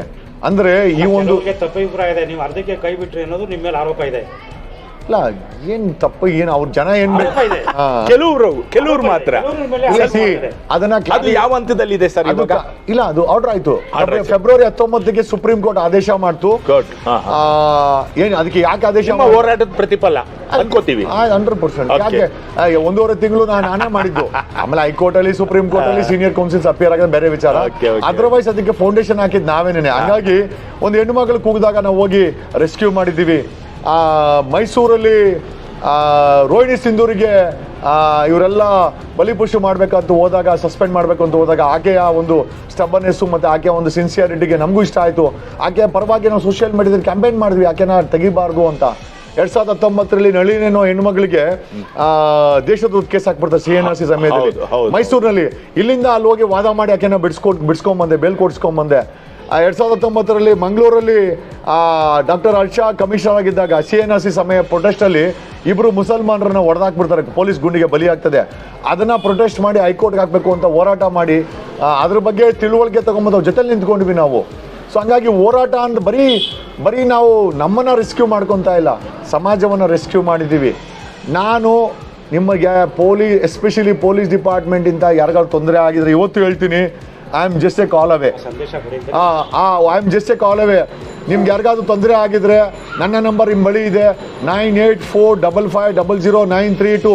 ಮ್ಯಾಕ್ಸಿಮಮ್ ಫೋನ್ ಎತ್ತಿರಿರ್ಬೋದು, ಆದರೆ ವಾಟ್ಸಪ್ ಅಂತ 100% ನೋಡ್ತೀನಿ. ನೋಡಿದ್ರೆ 100% ನಿಮ್ಮನ್ನು ರೆಸ್ಕ್ಯೂ ಮಾಡೇ ಮಾಡ್ತೀವಿ. ಅದರಲ್ಲಿ ಎರಡನೇ ಮಾತೇ ಅಲ್ಲಿ. ಇವತ್ತು ನೋಡಿಲ್ಲ, ಬೆಳಗಾರ ರೆಸ್ಕ್ಯೂ ಮಾಡೇ ಮಾಡ್ತೀವಿ. ಆಮೇಲೆ ಆ ರೀತಿ ಒಂದು ಮೆಕ್ಯಾನಿಸಮ್ನ ಒಬ್ಬ ಆಟೋವನ್ನು ಟ್ರಾಫಿಕನ್ನು ಹೊಡೆದ 2 ವರ್ಷಕ್ಕೆ ಮುಂಚೆ. ನಾ ಧ್ವನಿ ಮಾಡಿದೆ. ಆ ಟೈಮಲ್ಲಿ ನಾನು ರಾಜಕೀಯ ಪ್ರವೇಶ ಸಹ ಆಗಿರಲಿಲ್ಲ. ನಾ ಧ್ವನಿ ಮಾಡಿದ್ವಿ. 2010-11ರಲ್ಲಿ 51 ಜನ IPS ಅಧಿಕಾರಿಗಳನ್ನ ಬ್ಲ್ಯಾಕ್ ಲಿಸ್ಟ್ ಮಾಡಿಸಿದೆ. ಆ ದಿನ ಒಬ್ಬ ಮಾಜಿ ಹೋಮ್ ಮಿನಿಸ್ಟ್ರು ಕುಂಟ್ರು ಜಮೀನು ಟ್ರಸ್ಟ್ ಪ್ರಾಪರ್ಟಿನ ಮಾರ್ಬಿಟ್ಟು ಅವನ ವಿರುದ್ಧ ನಿಂತ್ಕೊಂಡೆ ನಾನು. ಮೊನ್ನೆ ಬೆಂಗಳೂರಲ್ಲಿ ಟೋಯಿಂಗ್ ಮಾಫಿಯಾನ ಸ್ಟಾಪ್ ಮಾಡಿಸಿದ್ವಿ. 100% ಟೋಯಿಂಗ್ ಮಾಫಿಯಾನ ಸ್ಟಾಪ್ ಮಾಡಿಸಿದ್ವಿ. ಆಮೇಲೆ ಟೋಯಿಂಗ್ ಗಾಡಿಗಳಿಷ್ಟಿದೆ, ಅದಕ್ಕೆ ದಾಖಲೆಗಳಿದೆ ಕೊಡಪ್ಪ ಅಂತ ಜಾಯಿಂಟ್ ಕಮಿಷನರ್ ಕೇಳಿದಕ್ಕೆ ಟೋಯಿಂಗ್ ಮಾಫಿಯಾ ನಿಂತೋಯ್ತು. ಕೆಲವು ಒಳಗಿನ ರಹಸ್ಯಗಳನ್ನ ಭೇದಿಸಿದವರು ನೀವು ಮೊದಲಿಗೆ. ಇವತ್ತು ಅದರ ಪ್ರತಿಫಲ ಇವತ್ತು ಟೋಯಿಂಗ್ ಅನ್ನೋದು ಬೆಂಗಳೂರಿನಲ್ಲಿ ಆರಾಮಾಗಿದೆ. ಇವಾಗ ಬೆಂಗಳೂರು ಪೊಲೀಸ್ ಕಮಿಷನರ್ ಆಫೀಸ್ಗೆ ಗಾಡಿಗಳ ಪ್ರವೇಶ ಇರಲಿಲ್ಲ. ನಾನ್ ನೋಟಿಸ್ ಇಶ್ಯೂ ಮಾಡಿದೆ ಕಮಲ್ ಪಂತ್ ಅವ್ರಿಗೆ. ಕಮಲ್ ಪಂತ್ ಅವ್ರಿಗೆ ಹೇಳಿದೆ, ಅಲ್ಲ ಕಮಲ್ ಪಂತ್ ಅವ್ರೆ, ಹೆಂಗ್ರಿ ನಿಮ್ ಗಾಡಿ ಮಾತ್ರ ನಿಲ್ಸ್ಕೊಂತೀರ, ನಮ್ ಗಾಡಿಯಲ್ಲಿ ನಿಲ್ಸ್ಬೇಕ್ರಿ, ಆಚೆ ಕಡೆ ನಿಲ್ಸಿದ್ರೆ ಅಂತ. ಇಲ್ಲ ಜಗದೀಶ್ ಅವ್ರ 8 ಗಾಡಿಗೆ ಜಾಗ ಇದೆ, ಬೇಕಾ ತಂದು ನಿಲ್ಸ್ಕೊಳ್ಳಿ ಅಂತ ನನ್ನ ಗಾಡಿಗೆ ಪರ್ಮಿಷನ್ ಕೊಟ್ಟವ್ರೆ. ನನ್ನ ಗಾಡಿ ಇವಾಗ if I am not wrong, I will be the first person to park my vehicle inside commissioner office. Commissioner ಆಫೀಸಲ್ಲಿ ಮೊದಲನೇ ಬಾರಿಗೆ ಯಾರಾದರೂ ಅಧಿಕೃತವಾಗಿ ಯಾವುದೇ MLA MP ಮಿನಿಸ್ಟ್ರು ರೆಡ್ ಲ್ಯಾಂಪ್ ಇಲ್ದಿರ ಒಬ್ಬ ಸಾಮಾನ್ಯ ವ್ಯಕ್ತಿ ಕಮಿಷನರ್ ಆಫೀಸಲ್ಲಿ ಫಸ್ಟ್ ಟೈಮ್ ಪಾರ್ಕಿಂಗ್ ಮಾಡಿದ್ದಾನೆ ಅಂದರೆ ಅದು ವಕೀಲ ಜಗದೀಶು. ನಾನು ಅದನ್ನು ಘಂಟಾಘೋಷವಾಗಿ ಹೇಳ್ತೀನಿ. ಇವತ್ತು ಅಷ್ಟೇ ಹೋಗಿದ್ದೆ, ಆ್ಯಕ್ಚುಲಿ ಹೊರಗಡೆ ಹೋಗ್ಬೇಕಾದ್ರೆ ಸಲ್ಯೂಟ್ ಗಿಡಲ್ಲ ಹೊಡೆದು ಬಿಡ್ತಾರೆ ನಮ್ಮನ್ನು. ಸಂತೋಷ ಆಯಿತು, ಯಾಕಂದರೆ ಸಲ್ಯೂಟ್ ಹೊಡಿಬೇಕು. ಬರೀ ಅಧಿಕಾರಿಗಳು ಕೊಡೋದಲ್ಲ, ನಾವು ಟ್ಯಾಕ್ಸ್ ಕಟ್ತೀವಿ, ನಾವು ಮತ ಕೊಟ್ಟು ಸರ್ಕಾರ ಮಾಡ್ತೀವಿ. ನಮ್ಮಂಥವ್ರಿಗೆ ನಿಮ್ಮಂಥವ್ರಿಗೆ ಸಾಮಾನ್ಯ ಜನರಿಗೆ ಸಲ್ಯೂಟ್ ಹೊಡಿಬೇಕಾದ್ದು ಸೇವಕರ ಕೆಲಸ, ಅದನ್ನು ಮಾಡ್ತಾ ಇದ್ದಾರೆ. ಹಾಗಾಗಿ ಕ್ರಾಂತಿ ಹಲವಾರು ರೀತಿಯಲ್ಲಾಗಿದೆ. ಆಮೇಲೆ ಭ್ರಷ್ಟರಿಗೆ ವಾಂತಿ ಸಹ ಆಗ್ತಾ ಇದೆ. ನನಗೆ ಗೊತ್ತಾಗಿದ್ದೇನು ಅಂತಂದರೆ, ವಿಧಾನಸೌಧದ ಪಡಸಾಲೆಗಳಲ್ಲಿ ಕೆಲವು IAS IPSಗಳು ಮಾತಾಡ್ಕೊಂತವ್ರಂತೆ, ರಿಸೈನ್ ಕೊಟ್ಟು VRS ತೊಗೊಂಡು ಹೋಗ್ಬಿಡೋಣ, ಯಾಕೋ ಕಾಟ ಜಾಸ್ತಿ ಆಗಿದೆ ಅಂತ. ನಾನು ಹೇಳಿದೆ, ಯಾರು VRS ತೊಗೊಂಡ್ರು ಅವರಿಂದ ನಾವು ಬೀಳ್ತೀವಿ. ಹಾಗಾಗಿ ಯಾರು VRS ತೊಗೊಳ್ಬಾರ್ದು.